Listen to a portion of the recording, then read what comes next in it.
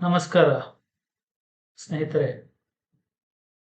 ಈ ದಿನ ನಾವು ಸಾಲದ ಬಗ್ಗೆ ಸಾಲದ ವಿಚಾರದ ಬಗ್ಗೆ ಎನ್ಐ ಆಕ್ಟ್ ಅಲ್ಲಿ ಯಾವ ರೀತಿಯ ಪರಿಹಾರಗಳಿವೆ ಎಂಬುದರ ಬಗ್ಗೆ ಮತ್ತು ಸಾಲ ಕೊಡುವುದು ಮತ್ತು ತೆಗೆದುಕೊಳ್ಳುವುದರ ಪರಿಣಾಮಗಳ ಬಗ್ಗೆ ಈ ವಿಡಿಯೋವನ್ನು ಮಾಡುತ್ತಿದ್ದೇವೆ.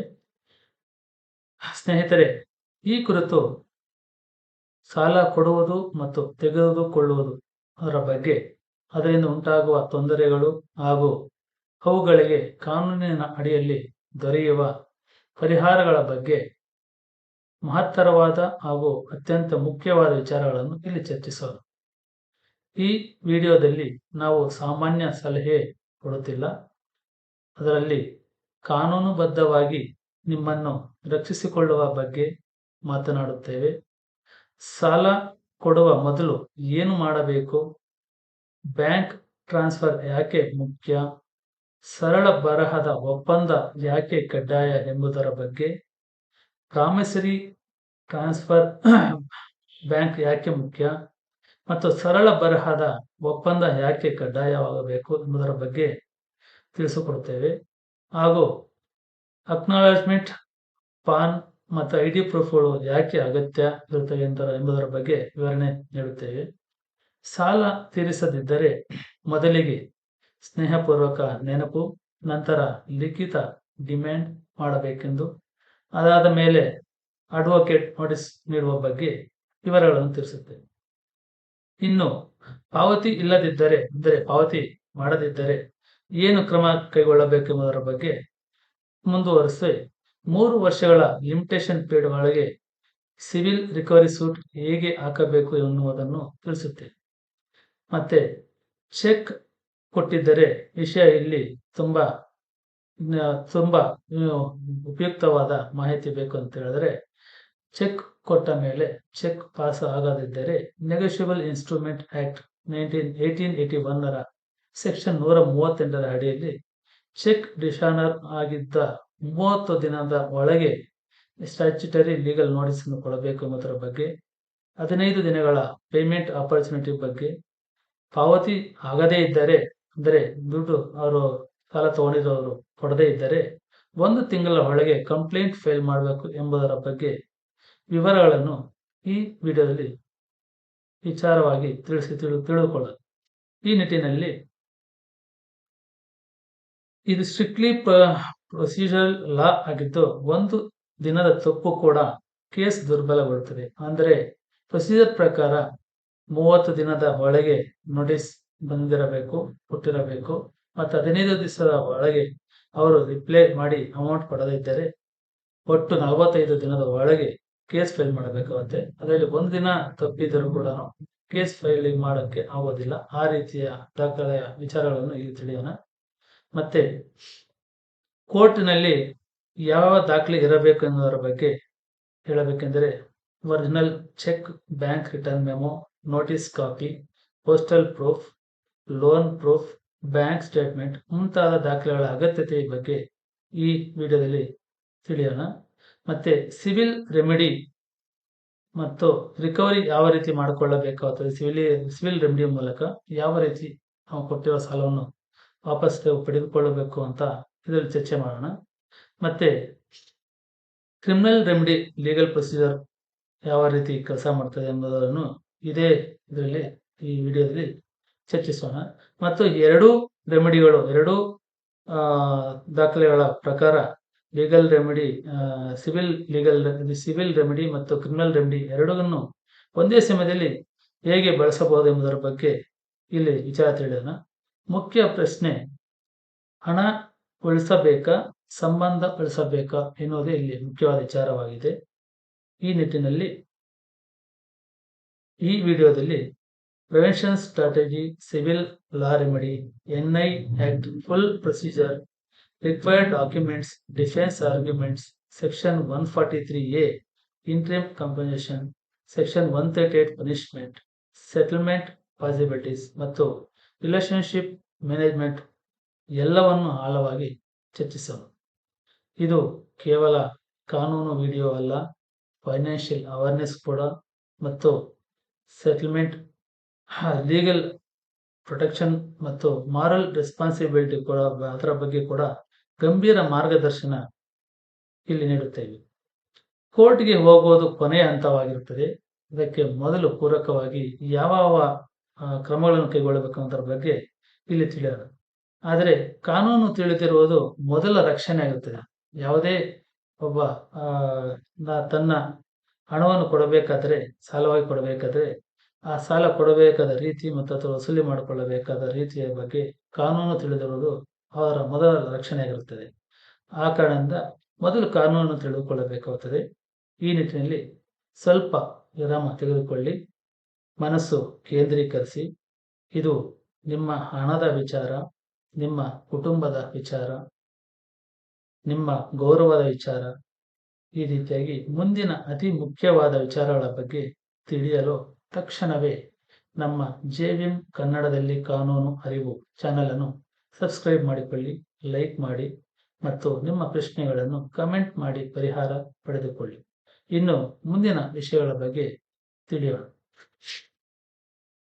ಇಂದು ನಾವು ಬದುಕುತ್ತಿರುವ ಸಮಯ ಬಹಳ ಅನಿಶ್ಚಿತವಾದ ಆರ್ಥಿಕ ಪರಿಸ್ಥಿತಿಯ ಕಾಲವಾಗಿದೆ. ಯಾವುದೇ ಎಚ್ಚರಿಕೆ ಇಲ್ಲದೆ ಆರ್ಥಿಕ ಅಸ್ಥಿರತೆ ಮನೆಯೊಳಗೆ ನುಗ್ಗುತ್ತದೆ. ತುರ್ತು ವೈದ್ಯಕೀಯ ಖರ್ಚುಗಳು ತಕ್ಷಣ ದೊಡ್ಡ ಮೊತ್ತದ ಹಣವನ್ನು ಬೇಡಿಕೆ ಮಾಡುತ್ತವೆ. ಅಚಾನಕ್ಕಾಗಿ ಉದ್ಯೋಗ ಕಳೆದುಕೊಳ್ಳುವುದು ನಿತ್ಯದ ಆದಾಯವನ್ನು ನಿಲ್ಲಿಸುತ್ತದೆ. ಮಾರುಕಟ್ಟೆ ಮಂದಗತಿಯ ಕಾರಣದಿಂದ ಸಣ್ಣ ವ್ಯಾಪಾರಗಳು ಮುಚ್ಚಲ್ಪಡುತ್ತವೆ. ಅಂದ್ರೆ ಸಣ್ಣ ಉದ್ಯೋಗ, ಸಣ್ಣ ವ್ಯಾಪಾರಸ್ಥರು ಮಂದಗತಿ ವ್ಯಾಪಾರ ಅಂದ್ರೆ ಸಣ್ಣ ವ್ಯಾಪಾರಗಳಿಗೆ ಯಾವ ತೊಂದರೆ ಉಂಟಾಗಿ ಅದರ ವ್ಯಾಪಾರ ಮುಚ್ಚಲ್ಪಡುತ್ತದೆ. ಈ ರೀತಿಯಾದಾಗ ಆರ್ಥಿಕ ತೊಂದರೆ ಅನುಭವಿಸುತ್ತಾರೆ. ಆ ನಿಟ್ಟಿನಲ್ಲಿ ವಿದ್ಯಾಭ್ಯಾಸದ ವೆಚ್ಚಗಳು ಹೆಚ್ಚುತ್ತಿವೆ. ಅಚಾನಕ್ ಕುಟುಂಬದ ಜವಾಬ್ದಾರಿಗಳು ಬರುವುದು ಸಾಮಾನ್ಯವಾಗಿದೆ. ತಿಂಗಳಿಗೂ ನಿಲ್ಲದ ಸಾಲದ ಇಎಂಐಗಳ ಒತ್ತಡ ಹೆಚ್ಚಿಸುತ್ತದೆ. ಈ ನಿಟ್ಟಿನಲ್ಲಿ ದಿನನಿತ್ಯದ ವೆಚ್ಚಗಳು ಏರುತ್ತಿರುತ್ತವೆ. ಆಸ್ಪತ್ರೆ ಖರ್ಚುಗಳು ತಾಳಲಾಗದ ಮಟ್ಟಿಗೆ ಹೆಚ್ಚುತ್ತಿರುತ್ತವೆ. ಮನೆ ಬಾಡಿಗೆ ಮತ್ತು ಇಂಧನ ದರ ಏರಿಕೆಯಾಗುತ್ತದೆ. ಅಂದರೆ ನಾವು ಓಡಾಟ ಮಾಡುವ ವೆಹಿಕಲ್ಸ್ ಆಗ್ಬೋದು, ಅದಕ್ಕೂ ಇಂಧನ ಕೂಡ ಹೆಚ್ಚಾದಾಗ ತುಂಬಾ ಓಡಾಡೋಕ್ಕೂ ಆಗಲ್ಲ. ಅದರ ವೆಚ್ಚಗಳು ಸಮಸ್ಯೆ ಉಂಟಾಗುತ್ತದೆ. ವ್ಯಾಪಾರದಲ್ಲಿಯೂ ನಗದು ಹರಿವು ಸಮಸ್ಯೆಗಳು ಉಂಟಾಗುತ್ತಿವೆ. ಕ್ರೆಡಿಟ್ ಕಾರ್ಡ್ಗಳು ಬಾಕಿ ಜಮಾ ಆಗುತ್ತಿರುತ್ತವೆ. ಈ ರೀತಿಯಾಗಿ ಮಾಡಿರೋ ಸಾಲಗಳು, ಕ್ರೆಡಿಟ್ ಸಾಲ ಕಾರ್ಡ್ ಮಾಡಿಕೊಂಡಿದ್ರೆ ಅದರಲ್ಲಿ ಯಾವುದೇ ಹಣ ತಮ್ಮ ಅಕೌಂಟ್ನಲ್ಲಿದ್ದರೆ ಅದು ಆಟೋಮೆಟಿಕ್ ಆಗಿ ಹಣ ಜಮಾ ಆಗುತ್ತಿರುತ್ತದೆ. ನಾವು ಏನಕ್ಕೋ ಅಂತ ಅಮೌಂಟ್ ಇಟ್ಕೊಂಡ್ರೆ ಅದು ಕೂಡ ಜಮಾ ಆಗಿರುತ್ತದೆ.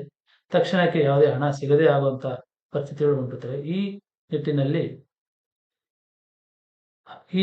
ದಿನನಿತ್ಯದ ವೆಚ್ಚಗಳು ಏರುತ್ತಿರುವಾಗ, ಆಸ್ಪತ್ರೆ ಖರ್ಚುಗಳು ತಾಳಲಾಗದ ಮಟ್ಟಿಗೆ ಹೆಚ್ಚುತ್ತಿರುವಾಗ, ಮನೆ ಬಾಡಿಗೆ ಮತ್ತು ಇಂಧನ ದರಕ್ಕೆ ಆಗಿರುತ್ತಿರುವಾಗ, ವ್ಯಾಪಾರದಲ್ಲಿ ನಗದು ಸಮಸ್ಯೆ ಉಂಟಾಗಿದ್ದಾಗ, ಕ್ರೆಡಿಟ್ ಕಾರ್ಡ್ಗಳು ಜಮಾ ಆಗುತ್ತಿರುವಾಗ, ಅಡ್ಡ ಸಾಲಗಳು ಹೆಚ್ಚಾಗುತ್ತಿರುವಾಗ, ಮತ್ತೆ ಕಡಿಮೆ ಸಿಬಿಲ್ ಸ್ಕೋರ್ ಅಥವಾ ಸರಿಯಾದ ದಾಖಲೆಗಳ ಕೊರತೆಯಿಂದ ಬ್ಯಾಂಕ್ಗಳು ಸಾಲ ನೀಡಲು ನಿರಾಕರಿಸಿದಾಗ ಜನರು ಮನಸ್ಸಿನ ನೋವಿನಿಂದ ಮೊದಲು ಸ್ನೇಹಿತರು ಮತ್ತು ಬಂಧುಗಳ ಮತ್ತು ಸಂಬಂಧಿಕರ ಕಡೆಗೆ ಆರ್ಥಿಕ ಸಹಾಯಕ್ಕಾಗಿ ಮುಖ ಮಾಡುತ್ತಾರೆ. ಈ ಎಲ್ಲ ಮೇಲಿನ ಕಾರಣಗಳು ನಮ್ಮ ಜೀವನ ಕ್ರಮದಲ್ಲಿ ಬರುವ ಸಮಸ್ಯೆಗಳ ಕಾರಣದಿಂದಾಗಿ ಆರ್ಥಿಕ ಸಮಸ್ಯೆಗಳು ಉಂಟಾಗಿ ಮೊದಲು ನಮಗೆ ಹಣದ ಕೊರತೆ ಇದ್ದಾಗ ನೆನಪಾಗುವುದು ಸ್ನೇಹಿತರು ಮತ್ತು ಬಂಧುಗಳು ಹಾಗೂ ಸಂಬಂಧಿಕರ ಕಡೆಗೆ ಆರ್ಥಿಕ ಸಹಾಯಕ್ಕಾಗಿ ಹೋಗುತ್ತೇವೆ. ಈ ನಿಟ್ಟಿನಲ್ಲಿ ಅದು ಅವರ ಆಯ್ಕೆಯಿಂದ ಅಲ್ಲ, ಯಾರು ಸಾಲ ಮಾಡಬೇಕು ಎಂಬ ಆಯ್ಕೆಯಿಂದ ಯಾರು ಇರೋಲ್ಲ. ಆ ಒಟ್ಟಿಗೆ ಬರುವ ಹಣದ ಅಭಾವ ಮತ್ತೆ ಅನ್ಎಕ್ಸ್ಪೆಕ್ಟೆಡ್ ಆಗಿ ಆಕಸ್ಮಿಕವಾಗಿ ಬರುವ ಹಣದ ಅಭಾವದಿಂದ ಸಹಾಯಕ್ಕಾಗಿ ಸ್ನೇಹಿತರ ಬಳಿ ಹೋಗೋದು ಸರ್ವೇಸಾಮಾನ್ಯವಿದೆ. ಈ ನಿಟ್ಟಿನಲ್ಲಿ ಅವರ ಬಳಿ ಬೇರೆ ಮಾರ್ಗ ಇಲ್ಲವೆಂಬ ಮನಸ್ಥಿತಿಯಿಂದ ಆ ಕ್ಷಣದಿಂದ ಆರ್ಥಿಕ ಒತ್ತಡ ನಿಧಾನವಾಗಿ ಮಾನಸಿಕ ಒತ್ತಡವಾಗಿ ಮಾರ್ಪಡುತ್ತದೆ. ಈ ಎಲ್ಲ ತೊಂದರೆಗಳು ನಿಧಾನವಾಗಿ ಒಬ್ಬ ಮನುಷ್ಯನ ಆರ್ಥಿಕ ತೊಂದರೆ ಮನಸ್ಸಿನ ನೆಮ್ಮದಿಯನ್ನು ನಿಧಾನವಾಗಿ ತೊಂದರೆಗೆ ಉಂಟುಪಡುತ್ತದೆ. ಈ ನಿಟ್ಟಿನಲ್ಲಿ ಮನೆಯೊಳಗಿನ ಮಾತುಕತೆ ಗಂಭೀರವಾಗುತ್ತದೆ, ನಂಬಿಕೆ ದುರ್ಬಲವಾಗುತ್ತದೆ, ನಿರೀಕ್ಷೆಗಳು ಮೌನವಾಗಿ ಹೆಚ್ಚುತ್ತವೆ ಮತ್ತು ಕಠಿಣ ಸತ್ಯವೆಂದರೆ ಆರ್ಥಿಕ ಸಂಕಷ್ಟ ಮನೆಗೆ ಬಂದಾಗ ಶಾಂತಿ ತಕ್ಷಣ ಹೋಗುವುದಿಲ್ಲ, ಆದರೆ ನಿಧಾನವಾಗಿ ಕಡಿಮೆಯಾಗುತ್ತದೆ. ಅದು ಸಂಬಂಧಗಳು, ನಿರ್ಣಯಗಳು, ಗೌರವ ಹಾಗೂ ಮನೆಯೊಳಗಿನ ಮಾನಸಿಕ ಸ್ಥೈರ್ಯವನ್ನು ಪರಿಣಾಮಗೊಳಿಸಲು ಪ್ರಾರಂಭಿಸುತ್ತದೆ. ಈ ನಿಟ್ಟಿನಲ್ಲಿ ಕಷ್ಟದ ಸಮಯದಲ್ಲಿ ಯಾರಿಗಾದರೂ ಸಹಾಯ ಮಾಡುವುದು ಒಂದು ಉತ್ತಮ ಮಾನವೀಯ ಗುಣ. ಅದು ದಯೆ, ಸಹಾನುಭೂತಿ ಮತ್ತು ಸಮಾಜದ ಹೊಣೆಗಾರಿಕೆಯನ್ನು ತೋರಿಸುತ್ತದೆ. ಆದರೆ ಆರ್ಥಿಕ ಜಾಣ್ಮೆ ಮತ್ತು ಸ್ಪಷ್ಟತೆ ಹಾಗೂ ಮಿತಿಯಿಲ್ಲದೆ ನೀಡುವ ಸಹಾಯವು ಮುಂದೆ ಹೋಗಿ ತಪ್ಪು ಅರ್ಥ ಹುಡುಕುತ್ತದೆ ಮತ್ತು ಮನಸ್ಸಿನ ಒತ್ತಡ ಮತ್ತು ಕುಟುಂಬದ ಸ್ನೇಹಿತರ ನಡುವೆ ಭಿನ್ನಾಭಿಪ್ರಾಯಗಳಿಗೆ ಕಾರಣವಾಗಬಹುದು. ಇದು ತುಂಬಾ ಉಪಯುಕ್ತವಾದ ಮಾಹಿತಿ. ಯಾರೇ ಆಗಲಿ ಸಹಾಯ ಬಂದು ಕೇಳಿದಾಗ ಸಹಾಯದ ಕೊಡುವುದಕ್ಕಿಂತ ಮುಂಚೆ ನಾವು ಆರ್ಥಿಕ ಜಾಣ್ಮೆಯಿಂದ, ಸ್ಪಷ್ಟತೆಯಿಂದ ನೋಡಬೇಕಾಗುತ್ತದೆ. ನಮ್ಮ ಇತಿಮಿತಿಗಳನ್ನು ನಾವು ನೋಡಿಕೊಳ್ಳಬೇಕಾಗುತ್ತದೆ. ಈ ರೀತಿ ನಿಜವಾದ ಮಾನವೀಯತೆ ಎಂದರೆ ತಮ್ಮ ಹುದ್ದೆಯನ್ನು ತ್ಯಜಿಸುವುದು ಅಥವಾ ವಾಸ್ತವಿಕ ಪರಿಸ್ಥಿತಿಯನ್ನು ಕಡೆಗಣಿಸುವುದಲ್ಲ. ಇದು ಉತ್ತಮ ಅಭಿಪ್ರಾಯ. ಯಾಕೆಂದರೆ ನಿಜವಾದ ಮಾನವೀಯತೆ ಅಂತೇಳಿ ನಮ್ಮ ಮನೆಯ ಸ್ಥಿರತೆಯನ್ನು ನೋಡಿಕೊಳ್ಳದೆ, ನಮ್ಮ ವಾಸ್ತವಿಕ ಪರಿಸ್ಥಿತಿಯನ್ನು ನೋಡಿಕೊಳ್ಳುವುದೇ ಮಾನವೀಯತೆ ಎಂಬ ವಿಚಾರದಲ್ಲಿ ಸಾಲ ಕೊಡುವುದಾಗಲಿ, ನಮ್ಮ ಹಣವನ್ನು ಕೊಡುವುದಾಗಲಿ ಒಂದು ಒಳ್ಳೆಯ ಕಾರ್ಯವಲ್ಲ. ಆದರೆ ಪ್ರತಿಯೊಬ್ಬರು ತಿಳಿದುಕೊಳ್ಳಬೇಕಾದ 3 ಪ್ರಮುಖ ಸತ್ಯಗಳಿವೆ. ಮೊದಲನೆಯದು, ತಮ್ಮ ಆರ್ಥಿಕ ಸಾಮರ್ಥ್ಯಕ್ಕಿಂತ ಮೀರಿ ಸಹಾಯ ಮಾಡಬಾರದು. ಈ ರೀತಿ ನಮ್ಮ ಆರ್ಥಿಕ ಸಾಮರ್ಥ್ಯ 100 ರೂಪಾಯಿ ಇದ್ದರೆ ನಾವು 10 ರೂಪಾಯಿ ಸಾಲ ಕೊಟ್ಟರೆ ಅದು ನಮಗೇನು ತೊಂದರೆ ಆಗುವುದಿಲ್ಲ. 100 ರೂಪಾಯಿಯನ್ನು 100 ರೂಪಾಯಿ ಸಾಲ ಕೊಟ್ಟು ಬಿಟ್ಟು ತಮ್ಮ ಹತ್ತಿರ ಏನೂ ಇಲ್ಲದೆ ಇಟ್ಕೊಳ್ಳೋದು, ಮತ್ತೆ 100 ರೂಪಾಯಿಗೆ ಇಲ್ಲದೆ ಇದ್ದಾಗ ಇನ್ನ 100 ರೂಪಾಯಿ ಸಾಲ ಮಾಡಿ ಬೇರೆಯವ್ರ ಹತ್ರ ಸಾಲ ಮಾಡಿ 200 ರೂಪಾಯಿಗಳನ್ನು ಸಾಲ ಕೊಡುವುದು ತಪ್ಪಾಗುತ್ತದೆ. ಈ ರೀತಿಯಾಗಿ ಎರಡನೆಯ ಉದಾಹರಣೆ ಇದೆ ಅಂತ ಹೇಳಿದ್ರೆ ಮುಖ್ಯ ಇದೇನೆಂದ್ರೆ ಉದಾರತೆ ತೋರಲು, ಇತರರನ್ನು ಪ್ರಭಾವಿಸಲು ಅಥವಾ ಸಾಮಾಜಿಕ ಇಮೇಜ್ ಕಾಪಾಡಲು ಸಹಾಯ ಮಾಡಬಾರದು.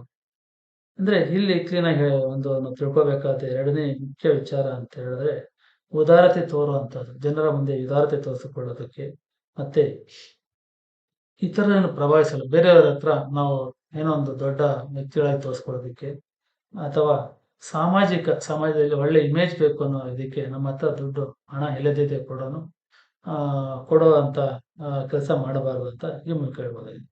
ಏಕೆಂದರೆ ಅಹಂಕಾರ ಆಧಾರಿತ ದಾನವು ಮೌನದ ಪಶ್ಚಾತ್ತಾಪಕ್ಕೆ ಕಾರಣವಾಗುತ್ತದೆ. ನಮ್ಮ ಅಹಂಕಾರದಿಂದ ನಾವು ಅಕಸ್ಮಾತ್ ನಮ್ಮ ಅಹಂಕಾರ ತೋರಿಸಿಕೊಳ್ಳುವುದಕ್ಕೆ ದಾನ ಮಾಡಿದರೆ ಅದು ಪಶ್ಚಾತ್ತಾಪ ಆಗುತ್ತದೆ. ಯಾಕಂದ್ರೆ ನಮ್ಮ ಹತ್ರ ಇರೋ ದುಡ್ಡೆಲ್ಲ ದಾನ ಕೊಟ್ಬಿಟ್ರಿ, ಮುಂದೆ ನಮಗೆ ತೊಂದರೆ ಆದಾಗ ಅದನ್ನ ಯಾರು ಕಾಪಾಡೋಕೆ ಯಾರು ಬರೋದಿಲ್ಲ. ಆವಾಗ ಪಶ್ಚಾತ್ತಾಪ ಬೀಳಬೇಕಾಗುತ್ತೆ. ಈ ನಿಟ್ಟಿನಲ್ಲಿ ಮೂರನೆಯ ವಿಚಾರ ಎಂದರೆ ಇನ್ನೊಬ್ಬರಿಗೆ ಸಹಾಯ ಮಾಡಲು ನಾವು ಸಾಲ ಮಾಡಬಾರದು. ಇದು ಮುಖ್ಯವಾದ ವಿಚಾರ. ನಮ್ಮ ಬಳಿ ಇದ್ದರೆ ಮಾತ್ರ ಸಾಲ ಕೊಡಬೇಕು. ನಮ್ಮ ಬಳಿ ಇಲ್ಲವೆಂದರೆ ಸಾಲ ಕೊಡುವ ಅವಶ್ಯಕತೆ ಇಲ್ಲ. ಅದು ನೇರವಾಗಿ ಹೇಳುವಂತ ಮಾತಿರಬೇಕು. ಏಕೆಂದರೆ ಒಂದು ಮನೆಯ ಆರ್ಥಿಕ ಒತ್ತಡವನ್ನು ಮತ್ತೊಂದು ಮನೆಯ ಮೇಲೆ ಹಾಕುವುದು ದಯೆಯಲ್ಲ.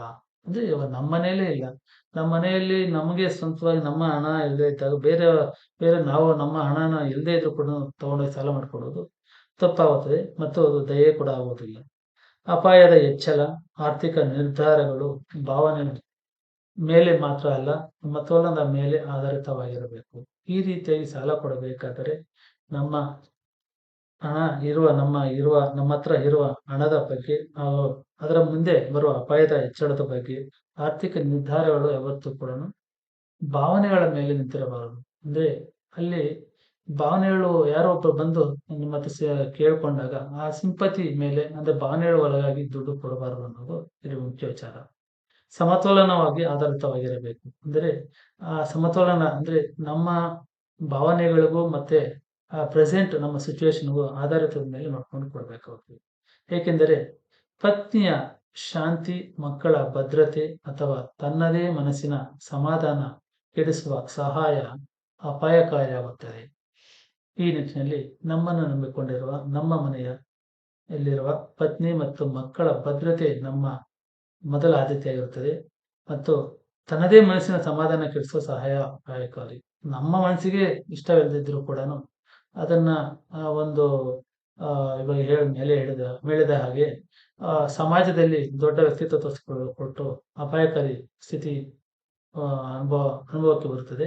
ಈ ನಿಟ್ಟಿನಲ್ಲಿ ಸದಾ ಒಂದು ಮುಖ್ಯ ಸಿದ್ಧಾಂತ ನೆನಪಿಟ್ಟುಕೊಳ್ಳಿ: ದಾನ ಧರ್ಮ ನಿಮ್ಮ ಮನೆಯೊಳಗೆ ಮತ್ತೊಬ್ಬ ಬಳಿಯನ್ನು ಸೃಷ್ಟಿಸಬಾರದು. ಅಂದರೆ ನಾವು ನಮ್ಮ ಹತ್ರ ಇರುವಂತ ಎಲ್ಲ ಹಣವನ್ನು ದಾನವಾಗಿ ಕೊಡೋದು, ಸಾಲವಾಗಿ ಕೊಡೋದು, ಅವು ಇನ್ ಟೈಮಲ್ಲಿ ವಾಪಸ್ ಬರದೇ ಇದ್ದಾಗ ನಾವು ಕಷ್ಟಕ್ಕೆ ಬೀಳೋದು, ಆ ಆರ್ಥಿಕ ಸಂಕಷ್ಟದಿಂದ ನಾವು ನಲಗಿ ಆ ಆ ಸಂಕಷ್ಟ ತಡೆಯಲಾರದೆ ಆ ಬಲಿಯನ್ನು ತೆಗೆದುಕೊಳ್ಳುವಂಥದ್ದು, ನಮ್ಮ ಮನೆಯಲ್ಲಿ ಬಲಿ ತೆಗೆದುಕೊಳ್ಳೋದು, ಇಲ್ಲ ಬೇರೆ ರೀತಿಯ ತೊಂದರೆ ಆಗುತ್ತದೆ, ತಗೊಳ್ಳೋದು ತುಂಬಾ ತೊಂದರೆ ಆಗುತ್ತದೆ ಎಂಬುದು ಇದರ ವಿಚಾರ.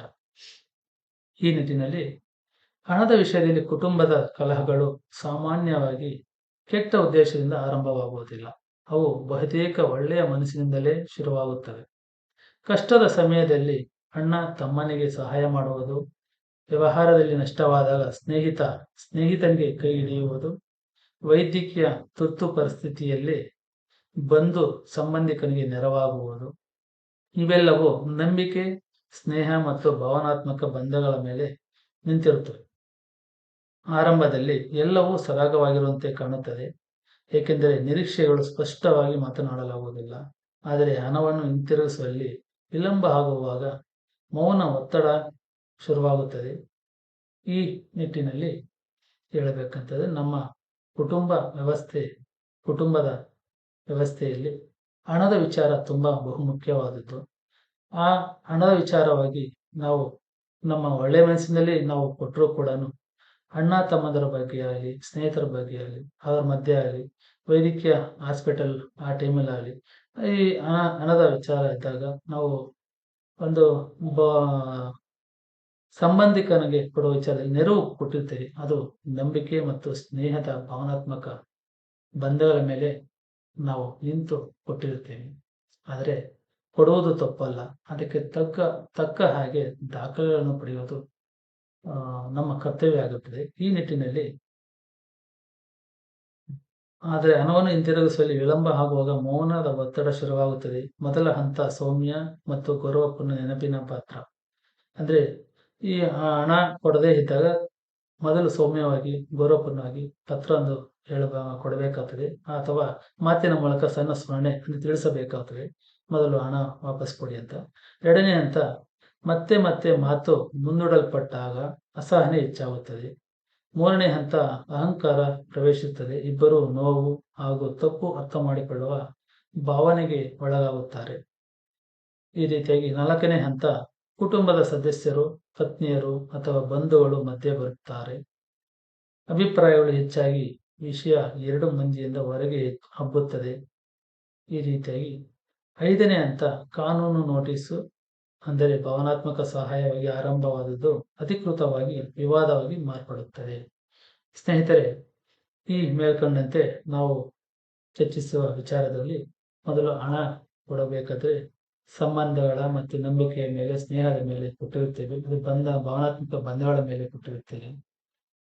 ಒಂದು ವೇಳೆ ಆರ್ಥಿಕ ಸಹಾಯ ಫೈನಾನ್ಸ್ ಲೆಕ್ಕದಲ್ಲಿ ಕೊಟ್ಟಾಗ ಅದು ಬೇರೆ ವಿಚಾರವಾಗುತ್ತದೆ. ಆದರೆ ಸಂಬಂಧಗಳಲ್ಲಿ, ಅಣ್ಣ ತಮ್ಮಂದರಲ್ಲಿ, ಅಕ್ಕ ತಂಗಿರಲ್ಲಿ, ಮತ್ತೆ ಈ ಅಚಾನಕ್ಕಾಗಿ ಆಗುವ ವೈದ್ಯಕೀಯ ತುತ್ತೂಳ ಪ್ರಚಾರದಲ್ಲಿ ಹತ್ತಿರ ಸಂಬಂಧದವರಿಗೆ, ಸ್ನೇಹಿತರಿಗೆ ಭಾವನಾತ್ಮಕವಾಗಿ ಕೊಟ್ಟಿರುವಾಗ ಅದು ತಕ್ಷಣ, ಅಂದ್ರೆ ಅವ್ರು ಏನು ಹೇಳಿರ್ತಾರ ಆ ಸಮಯದಲ್ಲಿ ಹಣ ವಾಪಸ್ ಕೊಡದೇ ಇದ್ದಾಗ, ಅಥವಾ ಹಣವನ್ನು ಕೊಟ್ಟ ನಮಗೆ ತೊಂದರೆ ಆದಾಗ ನಮಗೆ ವಾಪಸ್ ಕೊಡಬೇಕು ಅಂತ ಕೇಳಿದಾಗ, ಆ ಟೈಮಲ್ಲಿ ಅವರು ವಾಪಸ್ ಕೊಡದೇ ಇದ್ದರೆ ಆಗ ಇದರ ತೊಂದರೆ, ಇಬ್ಬರಿಗೂ ತೊಂದರೆ ಪ್ರಾರಂಭ ಆಗುತ್ತದೆ. ಈ ಹಂತದಲ್ಲಿ ನಿಧಾನವಾಗಿ ಪ್ರಾರಂಭ ಆಗುವಂತ ಈ ತೊಂದರೆ ಕೊನೆಗೆ ಕುಟುಂಬ ಕಲಹಗಳ ಮೂಲಕ ಹೋಗುತ್ತದೆ.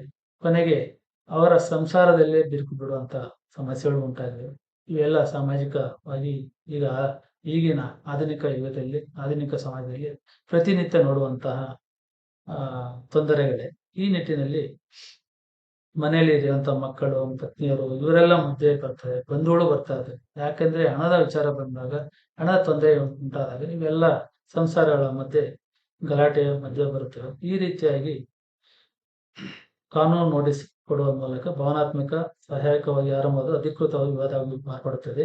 ಬಹುತೇಕ ಸಂದರ್ಭಗಳಲ್ಲಿ ಸಂಬಂಧಗಳನ್ನು ಹಾಳು ಮಾಡುವುದು ಹಣವಲ್ಲ, ಸ್ಪಷ್ಟ ಮಾತುಕತೆ ಕೊರತೆ, ಬರವಣಿಗೆ ಒಪ್ಪಂದದ ಅಭಾವ, ನಿಗದಿತ ಅವಧಿ ಇಲ್ಲದಿರುವುದು ಮತ್ತು ಪರಸ್ಪರ ಪಾರದರ್ಶಕತೆಯ ಕೊರತೆಯೇ ದೊಡ್ಡ ಕಾರಣವಾಗುತ್ತದೆ. ಈ ವಿಚಾರದಲ್ಲಿ ಮೊದಲು ಮುಖ್ಯವಾಗಿ ನಾವು ಹೇಳಬೇಕಂತಂದ್ರೆ, ನಾವು ಹಣವನ್ನು ಕೊಡುವ ಸಮಯದಲ್ಲೇನೆ ಒಂದು ಬರವಣಿಗೆಯಲ್ಲಿ ಬರೆಸಿಕೊಂಡರೆ ಆ ಹಣದ ಬಗ್ಗೆ ಆಗಲಿ, ಅದರ ಅಭಾವದ ಬಗ್ಗೆ ಆಗಲಿ, ಅದರ ನಿಗದಿತ ಅವಧಿ ಎಷ್ಟು ದಿನದೊಳಗೆ ಕೊಡ್ತೀವಿ ಅನ್ನೋದರ ಬಗ್ಗೆ ಆಗಲಿ, ಒಂದು ಕಂಡೀಷನ್ಸ್ ಅನ್ನೋದನ್ನ ಒಂದು ಪಾರದರ್ಶಕತೆ ಮೂಲಕ ಬರೆಸಿಕೊಂಡರೆ ಅದು ಒಂದು ಹಣಕ್ಕೂ ಮತ್ತು ಅವರಿಗೂ ಮಧ್ಯೆ ಒಂದು ಗಟ್ಟಿಯಾದ ಒಂದು ನಿರ್ಧಾರ, ಒಂದು ಹಕ್ಕು ಇರುತ್ತದೆ. ಈ ನಿಟ್ಟಿನಲ್ಲಿ ಪಾರದರ್ಶಕತೆ ತುಂಬಾನೇ ಮುಖ್ಯವಾಗಿರುತ್ತದೆ. ಈ ನಿಟ್ಟಿನಲ್ಲಿ ಸದಾ ನೆನಪಿಡಿ, ಹಣ ಕುಟುಂಬವನ್ನು ಒಡೆಯುವುದಿಲ್ಲ, ಸ್ಪಷ್ಟತೆ ಕೊರತೆಯೇ ಕುಟುಂಬವನ್ನು ಒಡೆಯುತ್ತದೆ. ಈ ಸ್ಪಷ್ಟತೆ ಇರಬೇಕು. ಯಾವುದೇ ಕಾರಣಕ್ಕೂ ಹಣ ನೀಡುವಾಗ ತೆಗೆದುಕೊಳ್ಳುವಾಗ ಸ್ಪಷ್ಟತೆ ಇರಬೇಕು. ಏನಕ್ಕೆ ತೆಗೆದುಕೊಳ್ಳುತ್ತೇವೆ, ಅದನ್ನು ಯಾವಾಗ ವಾಪಸ್ ಕೊಡಬೇಕು, ಯಾವಾಗ ಅದನ್ನ ವಾಪಸ್ ಕೊಟ್ಟರೆ ಈ ತೊಂದರೆ ಇರೋದಿಲ್ಲ ಅನ್ನೋದನ್ನು ಮೊದಲೇ ನಾವು ತಿಳಿದು ಅದರ ಬಗ್ಗೆ ಒಂದು ಪತ್ರ ಬರೆದಿಸಿಕೊಳ್ಳುವುದು ನಮ್ಮ ಕರ್ತವ್ಯವಾಗಿದೆ. ಈ ನಿಟ್ಟಿನಲ್ಲಿ ಒಬ್ಬ ಸ್ನೇಹಿತನು ಹಣಕಾಸಿನ ಸಹಾಯಕ್ಕಾಗಿ ನಿಮ್ಮನ್ನು ಸಂಪರ್ಕಿಸಿದಾಗ ಅದನ್ನು ಕೇವಲ ಭಾವನೆಯ ಆಧಾರದ ಮೇಲೆ ಅಲ್ಲ, ಭಾವನಾತ್ಮಕ ಪ್ರೌಢತೆ ಮತ್ತು ಪ್ರಾಯೋಗಿಕ ಸ್ಪಷ್ಟತೆಯೊಂದಿಗೆ ನಿರ್ವಹಿಸಬೇಕು. ಮತ್ತು ಮೊದಲ ಹಂತದಲ್ಲಿ ಭಾವನಾತ್ಮಕ ಅರ್ಥೈಸಿಕೆ ತಕ್ಷಣ ತೀರ್ಪು ನೀಡದೆ ಶಾಂತವಾಗಿ ಕೇಳಿ, ಪರಿಸ್ಥಿತಿಯ ತುರ್ತುತನ, ಕಾರಣ ಮತ್ತು ಅವಶ್ಯಕತೆಯ ನಿಜ ಸ್ವರೂಪವನ್ನು ತಿಳಿದುಕೊಳ್ಳಿ. ಇದು ತುಂಬಾ ಮುಖ್ಯವಾದ ವಿಚಾರ.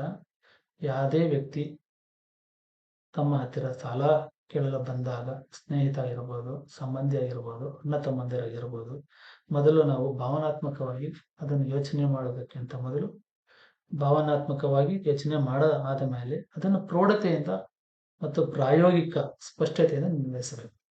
ಅಂದ್ರೆ ಪ್ರೌಢತೆ ಇರಬೇಕು. ಏನೋ ಅವ್ರು ಕೇಳ್ದ ಅಂತ ಹೇಳ್ಬಿಟ್ಟು ನಾವು ಸಡನ್ ಆಗಿ ಮತ್ತೆ ಹಣ ಕೊಟ್ಬಿಟ್ರೆ ಅದು ಅವರ ಯಾಕೆ ಕೇಳಿದ ಅಂತ ಸ್ಪಷ್ಟತೆ ಇದ್ದಾಗ ಅದು ನಿಮ್ಮನ್ನು ಬೇಕಂತಲೇ ಅಥವಾ ನಿಮ್ಮ ಹತ್ರ ಇರೋ ಹಣವನ್ನು ಲಪಡಾಯಿಸಬೇಕು ಅಂತಲೇ ತೆಗೆದು ಹೇಳುವಂತಹ ಸಂದರ್ಭಗಳಿರ್ತವೆ. ಆ ನಿಟ್ಟಿನಲ್ಲಿ ಸ್ಪಷ್ಟತೆ ಇರಬೇಕು ಮತ್ತು ಭಾವನಾತ್ಮಕವಾಗಿ ಇದು ಅರ್ಥ ತೀರ್ಪು ಹೇಳುತ್ತೆ ಶಾಂತವಾಗಿ ಎಲ್ಲ ಕೇಳಿಸಿಕೊಂಡು ಅವನ ಪರಿಸ್ಥಿತಿಯಲ್ಲೇ ನಾವು ಅಬ್ಸರ್ವ್ ಮಾಡಬೇಕಾಗುತ್ತೆ. ಅದರ ತುರ್ತುತನ ನೋಡಬೇಕಾಗುತ್ತೆ. ಅವನಿಗೆ ತುರ್ತಾಗಿ ಬೇಕಾಗಿದೆಯಾ ಇಲ್ಲೋ ಅನ್ನೋದು ತಿಳ್ಕೊಳ್ಳಬೇಕಾಗುತ್ತದೆ. ಮತ್ತು ಅದರ ಕಾರಣ, ಯಾವ ಕಾರಣದಿಂದ ಅವನು ಹಣ ಕೇಳ್ತಿದ್ದಾನೆ ಅನ್ನೋದನ್ನು ನೋಡ್ಕೋಬೇಕಾಗುತ್ತದೆ. ಈ ಎಲ್ಲಾ ನಿಜ ಸ್ವರೂಪಗಳನ್ನು ತಿಳಿದುಕೊಂಡ ಮೇಲೆ ನಾವು ಹಣದ ಬಗ್ಗೆ ಸಾಲ ಕೊಡುವುದರ ಬಗ್ಗೆ ಯೋಚನೆ ಮಾಡಬೇಕಾಗುತ್ತದೆ. ಎರಡನೇ ಹಂತ, ಸ್ವಂತ ಆರ್ಥಿಕ ಪರಿಶೀಲನೆ. ನಮ್ಮೊಳಗೆ ನಿಜವಾಗಿಯೇ ಕೇಳಿಕೊಳ್ಳಬೇಕು, ಈ ಹಣ ಮರಳಿ ಬರದಿದ್ದರೂ ನನ್ನ ಮನಃಶಾಂತಿ ಮತ್ತು ನನ್ನ ಮನೆಯ ಸ್ಥಿರತೆ ಕದಡುವುದಿಲ್ಲವೇ? ಇಲ್ಲಿ ಮುಖ್ಯವಾಗಿ ಯೋಚನೆ ಏನಂತದ್ದು, ನಮ್ಮ ಹಣ ನಾವು ಕಷ್ಟ ಬಿದ್ದು ಎಲ್ಲ ಒಂದು ಸುಮಾರು ವರ್ಷಗಳ ಕಷ್ಟ ಅದರಲ್ಲಿ ಇರುತ್ತದೆ. ನಾವು ಕಷ್ಟ ಬಿದ್ದು ಹಣ ಕ್ರೋಢೀಕರಣ ಮಾಡಿರುತ್ತೇವೆ. ಯಾರೋ ಒಬ್ರು ಈ ತರ ಸಂಬಂಧಿಗಳಾಗಲಿ ಸ್ನೇಹಿತರಲ್ಲಿ ಹಣ ಕೇಳಿದಾಗ ಅದನ್ನು ಹಣವನ್ನು ಅವರಿಗೆ ಕೊಟ್ಟ ಹಣ ನಾವು ಅಕಸ್ಮಾತ್ ಒಂದು ಅವಶ್ಯಕತೆ ಕೊಟ್ಟಿರ್ತೀರಿ, ಹಣ ವಾಪಸ್ ಬರದೇ ಇದ್ದರೆ, ಮರಳಿ ಬರದಿದ್ದರು ನಮಗೆ ಮನಃಶಾಂತಿ ಏನಾದರೂ ಸ್ಥಿರತೆ ಮತ್ತು ಮನಃಶಾಂತಿ ಕದಡುತ್ತದೆ ಎಂದು ಯೋಚನೆ ಮಾಡಬೇಕು. ಆ ಹಣ ಬರಲಿಲ್ಲ ಅಂತ ನಮ್ಗೆ ಮನಃಶಾಂತಿ ಇಲ್ಲ ಅಂತ ಹೇಳಿದ್ರೆ ಆ ಹಣ ನಾವು ಅವರಿಗೆ ಕೊಡುವಂತ ಅವಶ್ಯಕತೆ ಇರುವುದಿಲ್ಲ ಮತ್ತು ಸ್ಥಿರತೆ ಇಲ್ಲವೇ ಅನ್ನೋದು ಇದು ಮುಖ್ಯವಾಗುತ್ತದೆ. ಉತ್ತರ ಇಲ್ಲ ಎಂದರೆ, ಅಂದ್ರೆ ನಮ್ಗೆ ಅವರು ಹಣ ಕೊಟ್ಟರು, ಆ ಹಣ ಕೊಟ್ಟ ಹಣ ಇದಕ್ಕೆ ವಾಪಸ್ ಬರದೇ ಇದ್ರು ಕೂಡ ನಮಗೇನು ಮನಃಶಾಂತಿ ಏನು ಹೋಗೋದಿಲ್ಲ ಮತ್ತೆ ಸ್ಥಿರತೆ ಏನು ಹೋಗೋದಿಲ್ಲ, ಕದಡೋದಿಲ್ಲ ಅಂತ ನಮಗೆ ಅನಿಸಿದ್ದಾರೆ, ನಮ್ಮ ಹತ್ರ ಅಷ್ಟು ಒಂದು ಕ್ರೋಢೀಕರಣ ಇದ್ದರೆ ಆಗ ಕೊಟ್ಟರು ಏನು ತೊಂದರೆ ಇಲ್ಲ. ಬಟ್ ಆ ರೀತಿ ಕೊಟ್ಟಾಗ ಕೂಡ ಚಿಕ್ಕ ಅಮೌಂಟ್ ಆಗಿ ಕೊಡಬೇಕು ಅಂತ ಹೇಳಿದ್ರೆ ದೊಡ್ಡ ಮೊತ್ತ ನೀಡಬಾರದು. ಆ ರೀತಿ ಕೊಟ್ಟಾಗ ಕೂಡ ದೊಡ್ಡ ಮೊತ್ತ ಕೊಟ್ಟರೆ ಅದಕ್ಕೆ ನೀವೇ ಕಾರಣರಾಗುತ್ತೀರಿ. ಈ ನಿಟ್ಟಿನಲ್ಲಿ ದೊಡ್ಡ ಹಣ ನೀಡಬಾರದು, ಏಕೆಂದರೆ ಹಣದ ಪಶ್ಚಾತ್ತಾಪ ಸ್ನೇಹವನ್ನು ನಿಧಾನವಾಗಿ ಹಾಳು ಮಾಡುತ್ತದೆ. ಇದು ನೋಡಿ, ಸ್ವಲ್ಪ ಹಣ ಕೊಟ್ಟರೆ ನಾವೇ ಬೇಕಾದ್ರೆ ಅಕಸ್ಮಾತ್ ಕೊಡ್ಲಿಲ್ಲ ಅಂತ ಬಿಟ್ಬಿಡ್ಬೋದು. ದೊಡ್ಡ ಹಣ ಕೊಟ್ಟಾಗ ಅದು ವಾಪಸ್ ಬರದೇ ಇದ್ರೆ ಅದು ಸ್ನೇಹದಲ್ಲಿ ದೊಡ್ಡ ಅಂತ ಕಂದಕ ಹೊರಡುತ್ತೆ, ಅದು ಹಾಳಾಗುತ್ತದೆ.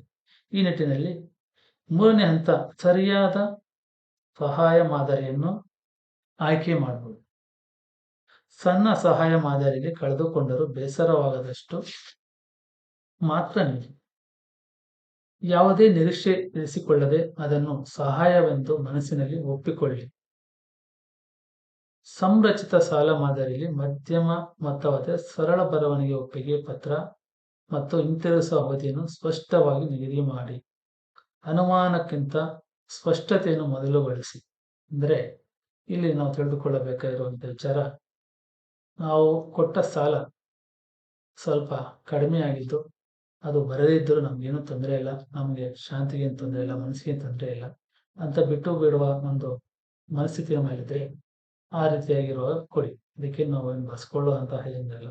ಆದರೆ ಅದಕ್ಕಿಂತ ಸ್ವಲ್ಪ ಮಧ್ಯಮ, ಒಂದು 50,000, 1,00,000 ಈ ರೀತಿ ಕೊಟ್ಟಾಗ ಅದಕ್ಕೆ ಸರಳ ಬರವಣಿಗೆ ಒಪ್ಪಿಗೆ ಪತ್ರವನ್ನು ಬರ್ಸ್ಕೊಳ್ಳಬೇಕು. ಇಬ್ಬರು ಕನ್ಸೆಂಟ್ ಮ್ಯೂಚುವಲ್ ಕನ್ಸೆಂಟ್, ನಾವು ಕೊಟ್ಟಿದ್ದೀರಿ, ಅವ್ರು ತಗೊಂಡಿದ್ದಕ್ಕೆ ಟೈಮಿಂಗು ಮತ್ತು ವಾಪಸ್ ಯಾವಾಗ ಕೊಡ್ತೇನೆ ಅನ್ನೋದನ್ನು ಒಂದು ಸಣ್ಣ ಒಪ್ಪಿಗೆ ಪತ್ರದ ಮೂಲಕ ಬರೆಸ್ಕೋಬೇಕು. ಅದರಲ್ಲಿ ಹಿಂತಿರುಗಿಸುವ ಅವಧಿಯನ್ನು ಮತ್ತೆ ಮಾಡಿದ ಸ್ಪಷ್ಟತೆಯನ್ನು ಕ್ಲೀನಾಗಿ ಮೊದಲೇ ಹೇಳಿರಬೇಕಾಗ್ತದೆ. ಅವೆಲ್ಲ ಬರ್ಸಿಟ್ಕೊಳ್ಬೇಕಾಗ್ತದೆ.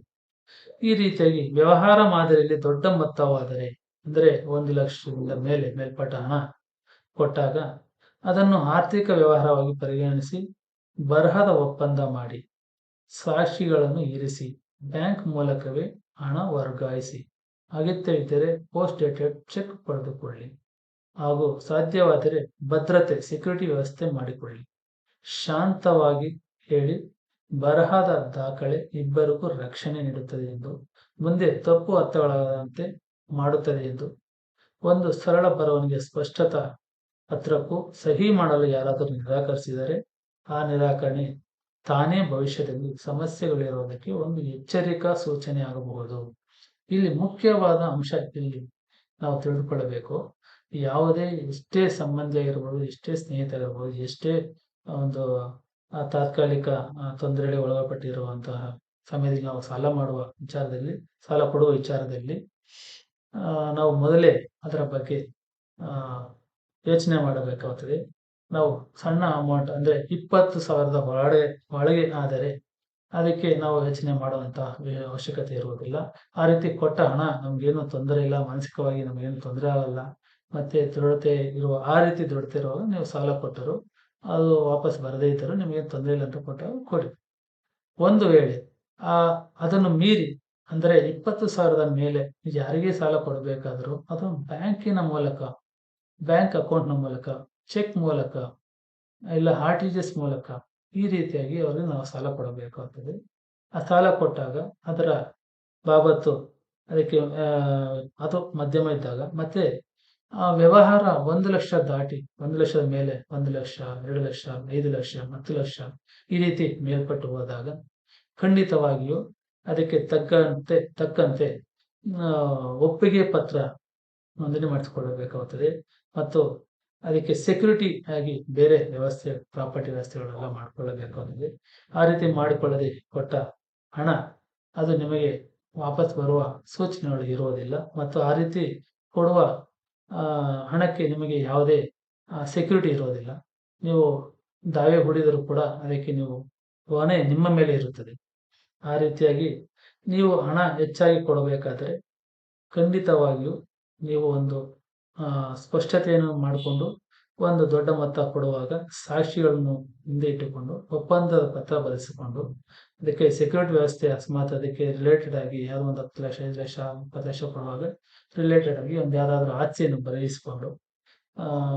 ಬರೆಯಿಸಿಕೊಂಡಂತೆ ಸಾಲದ ಬಾಬತ್ತಾಗಿ ಈ ರೀತಿ ಕೊಟ್ಟಾಗ ಇಬ್ಬರಿಗೂ ರಕ್ಷಣೆ ಇರುತ್ತದೆ. ಈ ರೀತಿಯಾಗಿ ಕೊಡೋಕೆ ಮುಂಚೆ ಅಕಸ್ಮಾತ್ ಹತ್ತಿರ ಸಂಬಂಧಿಗಳಿರ್ತಾರೆ, ಅವ್ರು ನಾವು ಯಾವ ರೀತಿ ಹೇಳ್ಬೇಕಪ್ಪ, ಅವ್ರಿಗೆ ಸಂಬಂಧಿಗಳೆಲ್ಲ ಏನ್ ಮಾಡೋದು, ದುಡ್ಡು ಅಮೌಂಟ್ ಕೊಡ್ತೀರಿ ಅಂತ ಹೇಳ್ತಾರೆ.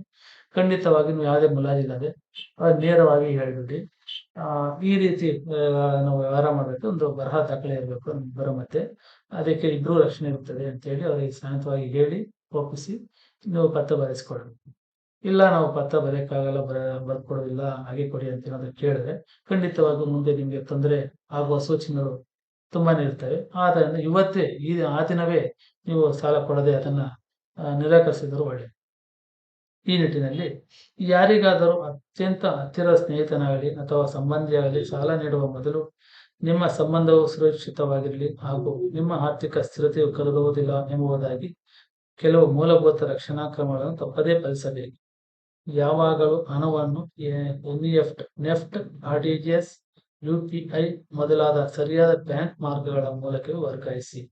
ನಗದು ವ್ಯವಹಾರಗಳನ್ನು ತಪ್ಪಿಸಿ, ಏಕೆಂದರೆ ಮುಂದೆ ಯಾವುದೇ ವಿವಾದ ಉಂಟಾದರೆ ಬ್ಯಾಂಕ್ ದಾಖಲೆಗಳು ಬಲವಾದ ಸಾಕ್ಷಿಯಾಗುತ್ತವೆ.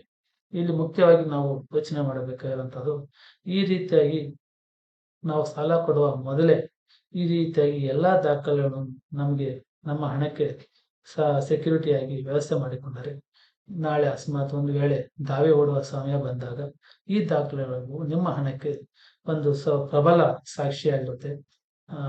ಆ ರೀತಿ ಬ್ಯಾಂಕ್ ಮತ್ತೆ ಎನ್ಇಎಫ್ಟಿ, ಆರ್ಟಿಜಿಎಸ್ ಇವೆಲ್ಲ ಒಂದು ಒಳ್ಳೆಯ ದಾಖಲೆ ಆಗಿರುತ್ತದೆ, ಸಾಕ್ಷಿ ದಾಖಲೆ ಆಗಿರುತ್ತದೆ. ಆದ್ದರಿಂದ 20,000 ಮೇಲೆ ತಾವು ಏನೇ ವ್ಯವಹಾರಗಳಿದ್ದರೂ ನೆಫ್ಟ್ ಬ್ಯಾಂಕ್ ಮತ್ತೆ UPI ಇಂದ ಮಾಡ್ರೆ ಒಳ್ಳೆಯದು. ಯಾಕಂತ ಹೇಳಿದ್ರೆ ಅದೇ ನಿಮಗೆ ನಿಮ್ಮ ಹಣವನ್ನು ವಾಪಸ್ಸು ವರ್ಗಾಯಿಸಿಕೊಡುವಂತೆ ನಿಮಗೆ ಮೂಲಭೂತ ರಕ್ಷಣೆ ಕೊಡ್ತದೆ. ಈ ನಿಟ್ಟಿನಲ್ಲಿ ನಗದು ವ್ಯವಹಾರಗಳನ್ನು ತಪ್ಪಿಸಿ, ಏಕೆಂದರೆ ಮುಂದೆ ಯಾವುದೇ ವಿವಾದ ಉಂಟಾದರೆ ಬ್ಯಾಂಕ್ ದಾಖಲೆಗಳು ಬಲವಾದ ಸಾಕ್ಷಿಯಾಗುತ್ತವೆ. ಸರಳ ಬರಹದ ಒಪ್ಪಿಗೆ ಪತ್ರವನ್ನು ಪಡೆದುಕೊಳ್ಳಿ. ಹಣದಲ್ಲಿ ಎಷ್ಟು ಮೊತ್ತ, ಯಾವ ದಿನಾಂಕ, ಯಾವ ಉದ್ದೇಶಕ್ಕಾಗಿ ನೀಡಲಾಗಿದೆ ಎಂಬುದನ್ನು ಸ್ಪಷ್ಟವಾಗಿ ಉಲ್ಲೇಖಿಸಿ ಮತ್ತು ಹಿಂತಿರುಗಿಸುವ ನಿಗದಿತ ದಿನಾಂಕ ಅಥವಾ ಕಂತುಗಳ ರೂಪದಲ್ಲಿ ವೇಳಾಪಟ್ಟಿಯನ್ನು ಸ್ಪಷ್ಟಪಡಿಸಿ. ಏಕೆಂದರೆ ನಿರೀಕ್ಷೆಗಳು ಅಸ್ಪಷ್ಟವಾಗಿದ್ದರೆ ಅದು ಮುಂದಿನ ಕಲಹಕ್ಕೆ ಕಾರಣವಾಗುತ್ತದೆ. ಇಲ್ಲಿ ಸ್ಪಷ್ಟತೆ ತುಂಬಾ ಮುಖ್ಯವಾಗಿರುತ್ತದೆ. ನಾವು ಈ ರೀತಿಯಾಗಿ ಹೆಚ್ಚಿನ ಹಣವನ್ನು ಕೊಡುವ ಒಂದು ಸಂದರ್ಭ ಬಂದಾಗ ಒಂದು ಒಪ್ಪಿಗೆ ಪತ್ರವನ್ನು ಬರೆಸಿಕೊಳ್ಳುವುದು ತುಂಬಾ ಸೂಕ್ತವಾದ ದಾಖಲೆ ಆಗಿರುತ್ತದೆ. ಅದರಲ್ಲಿ ಎಷ್ಟು ಮೊತ್ತ, ಯಾವ ದಿನಾಂಕ ವಾಪಸ್ಕೊಂಡು ನೀಡಬೇಕು ಮತ್ತು ಯಾವ ಕಾರಣಕ್ಕಾಗಿ ಕೊಟ್ಟಿರುತ್ತೇವೆ ಅನ್ನೋದರ ಬಗ್ಗೆ ಸ್ಪಷ್ಟವಾಗಿ ಬರೆದಿರಬೇಕಾಗುತ್ತದೆ. ಬರೆದಿದ್ದಾಗ ಅದು ಮುಂದೆ ದಾವಾ ಕೇಸ್ ಹಾಕಿದಾಗ ನಿಮಗೆ ಒಳ್ಳೆಯ ದಾಖಲೆ ಆಗುತ್ತದೆ.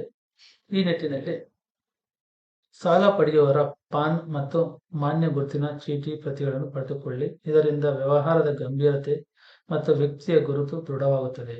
ಇದು ಬಹಳ ಮುಖ್ಯವಾದದ್ದು. ಯಾವುದೇ ಸಾಲವನ್ನು ನಾವು ಕೊಡಬೇಕಾದರೆ ಯಾವುದೇ ವ್ಯಕ್ತಿ, ಎಷ್ಟೇ ಹತ್ತಿರ ಸಂಬಂಧಿಯಾದರೂ, ಸ್ನೇಹಿತರಾದರೂ, ಯಾವುದೇ ಒಂದು ಪರಿಸ್ಥಿತಿಯಲ್ಲಿದ್ದರೂ ಕೂಡ ಅವರ ದಾಖಲೆಗಳನ್ನು ಅಂದರೆ ವೈಯಕ್ತಿಕ ಪಾನ್ ನಂಬರ್ ಮತ್ತೆ ಆಧಾರ್ ಕಾರ್ಡ್ ಈ ರೀತಿಯ ದಾಖಲೆಯನ್ನು ಪಡೆದುಕೊಂಡಾಗ ಅವರಿಗೆ ಆ ವಿಷಯದ ಬಗ್ಗೆ, ಸಾಲದ ಬಗ್ಗೆ ಒಂದು ಗಂಭೀರತೆ ಇರುತ್ತದೆ. ತೆಗೆದುಕೊಂಡವರಿಗೂ ಅಷ್ಟೇ, ಕೊಡುವವರಿಗೂ ಅಷ್ಟೇ ಗಂಭೀರತೆ ಇರುತ್ತೆ. ಗಂಭೀರ ವ್ಯವಹಾರದಂತೆ ಇರುತ್ತದೆ. ಆಗ ಇದಕ್ಕೆ ದೃಢವಾಗಿರುತ್ತದೆ. ಮತ್ತೆ ಗಂಭೀರತೆ ಮತ್ತು ವ್ಯಕ್ತಿಯ ಗುರುತು ದೃಢವಾಗಿರುತ್ತದೆ.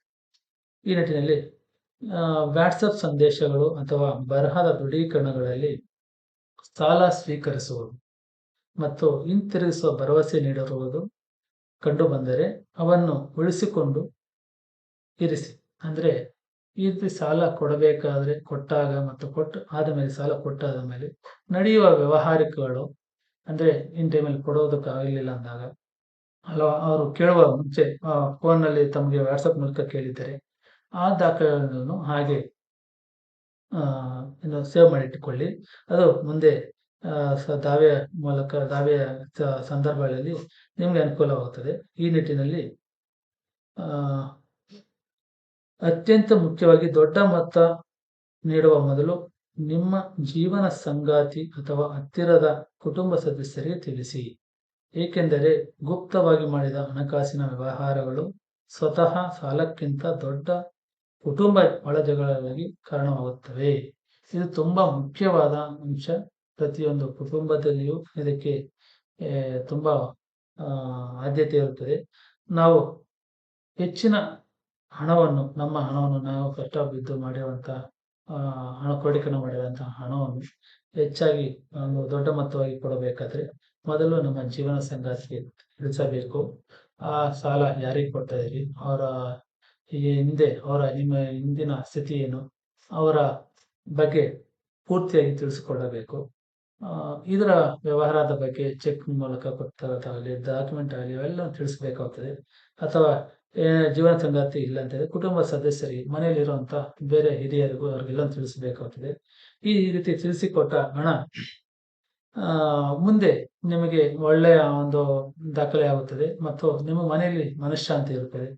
ಒಂದು ವೇಳೆ ಆ ರೀತಿ ನೀವು ಕೊಡದೇ ಇದ್ದಾಗ ನಿಮ್ಮ ಹಣ ಯಾರಿಗೂ ಕೊಟ್ಟಾದ ಮೇಲೆ ಈ ನಿಮಗೆ ಗೊತ್ತಿಲ್ಲ ನಮ್ಮ ಕುಟುಂಬದಲ್ಲಿ ಹೆಂಡತಿಗೆ ಮತ್ತೆ ಇವರಿಗೆ ಪಡೆದೇ ಗೊತ್ತಿಲ್ಲದೆ ಕೊಟ್ಟಾಗ ಒಂದು ವೇಳೆ ಅವರಿಗೆ ಗೊತ್ತಾದ ನಂತರ ಅದು ಗುಪ್ತವಾಗಿ ಮಾಡಿದ ಹಣಕಾಸು ವ್ಯವಸ್ಥೆಗಳು ಗೊತ್ತಾದಾಗ ಒಳ ಜಗಳ ಉಂಟಾಗುತ್ತದೆ. ಕುಟುಂಬದಲ್ಲಿ ಒಳ ಜಗಳ ಉಂಟಾಗುತ್ತದೆ. ಯಾಕೆ ಕೊಟ್ಟಿ ಏನು ಕೊಟ್ಟಿ ಯಾವ ನಮ್ಗೆ ಗೊತ್ತಿಲ್ಲದೆ ಕೊಟ್ಟಿದ್ರೆ ಏನೋ ಒಂದು ಕ್ರಿಯೇಟ್ ಆಗುತ್ತದೆ. ಅದು ಕುಟುಂಬದಲ್ಲಿ ಒಂದು ರೀತಿ ಆ ಇದು ತುಂಬಾ ಏನಂದ್ರೆ ಕುಟುಂಬ ಎಲ್ಲಿವರೆಗೂ ಬೇಕಾದರೂ ಅದು ತಗೊಂಡೋಗ್ಬೋದು. ಅದಕ್ಕೆ ಕುಟುಂಬ ವ್ಯವಸ್ಥೆಯನ್ನು ನಾವು ಕಾಪಾಡಿಕೊಳ್ಳಬೇಕಾದ್ರೆ ಪ್ರತಿಯೊಂದು ನೇರವಾಗಿ ಕುಟುಂಬದಲ್ಲಿ ಎಲ್ಲರೂ ತಿಳಿಸುವುದು ಮುಖ್ಯವಾಗುತ್ತದೆ. ಸಾಲವನ್ನು ನಿಗದಿತ ಅವಧಿಯಲ್ಲಿ ಹಿಂತಿರಿಸಲಾಗದಿದ್ದರೆ ಅಥವಾ ಸಾಲಗಾರನು ನಿರಂತರವಾಗಿ ವಿಳಂಬ ಮಾಡುತ್ತಿದ್ದರೆ ಆ ಪರಿಸ್ಥಿತಿಯನ್ನು ಭಾವನಾತ್ಮಕವಾಗಿ ಅಲ್ಲ ಸಂಯಮದಿಂದ ಮತ್ತು ಕ್ರಮಬದ್ಧವಾಗಿ ನಿರ್ವಹಿಸಬೇಕು. ಇದು ತುಂಬಾ ಮುಖ್ಯವಾದದ್ದು.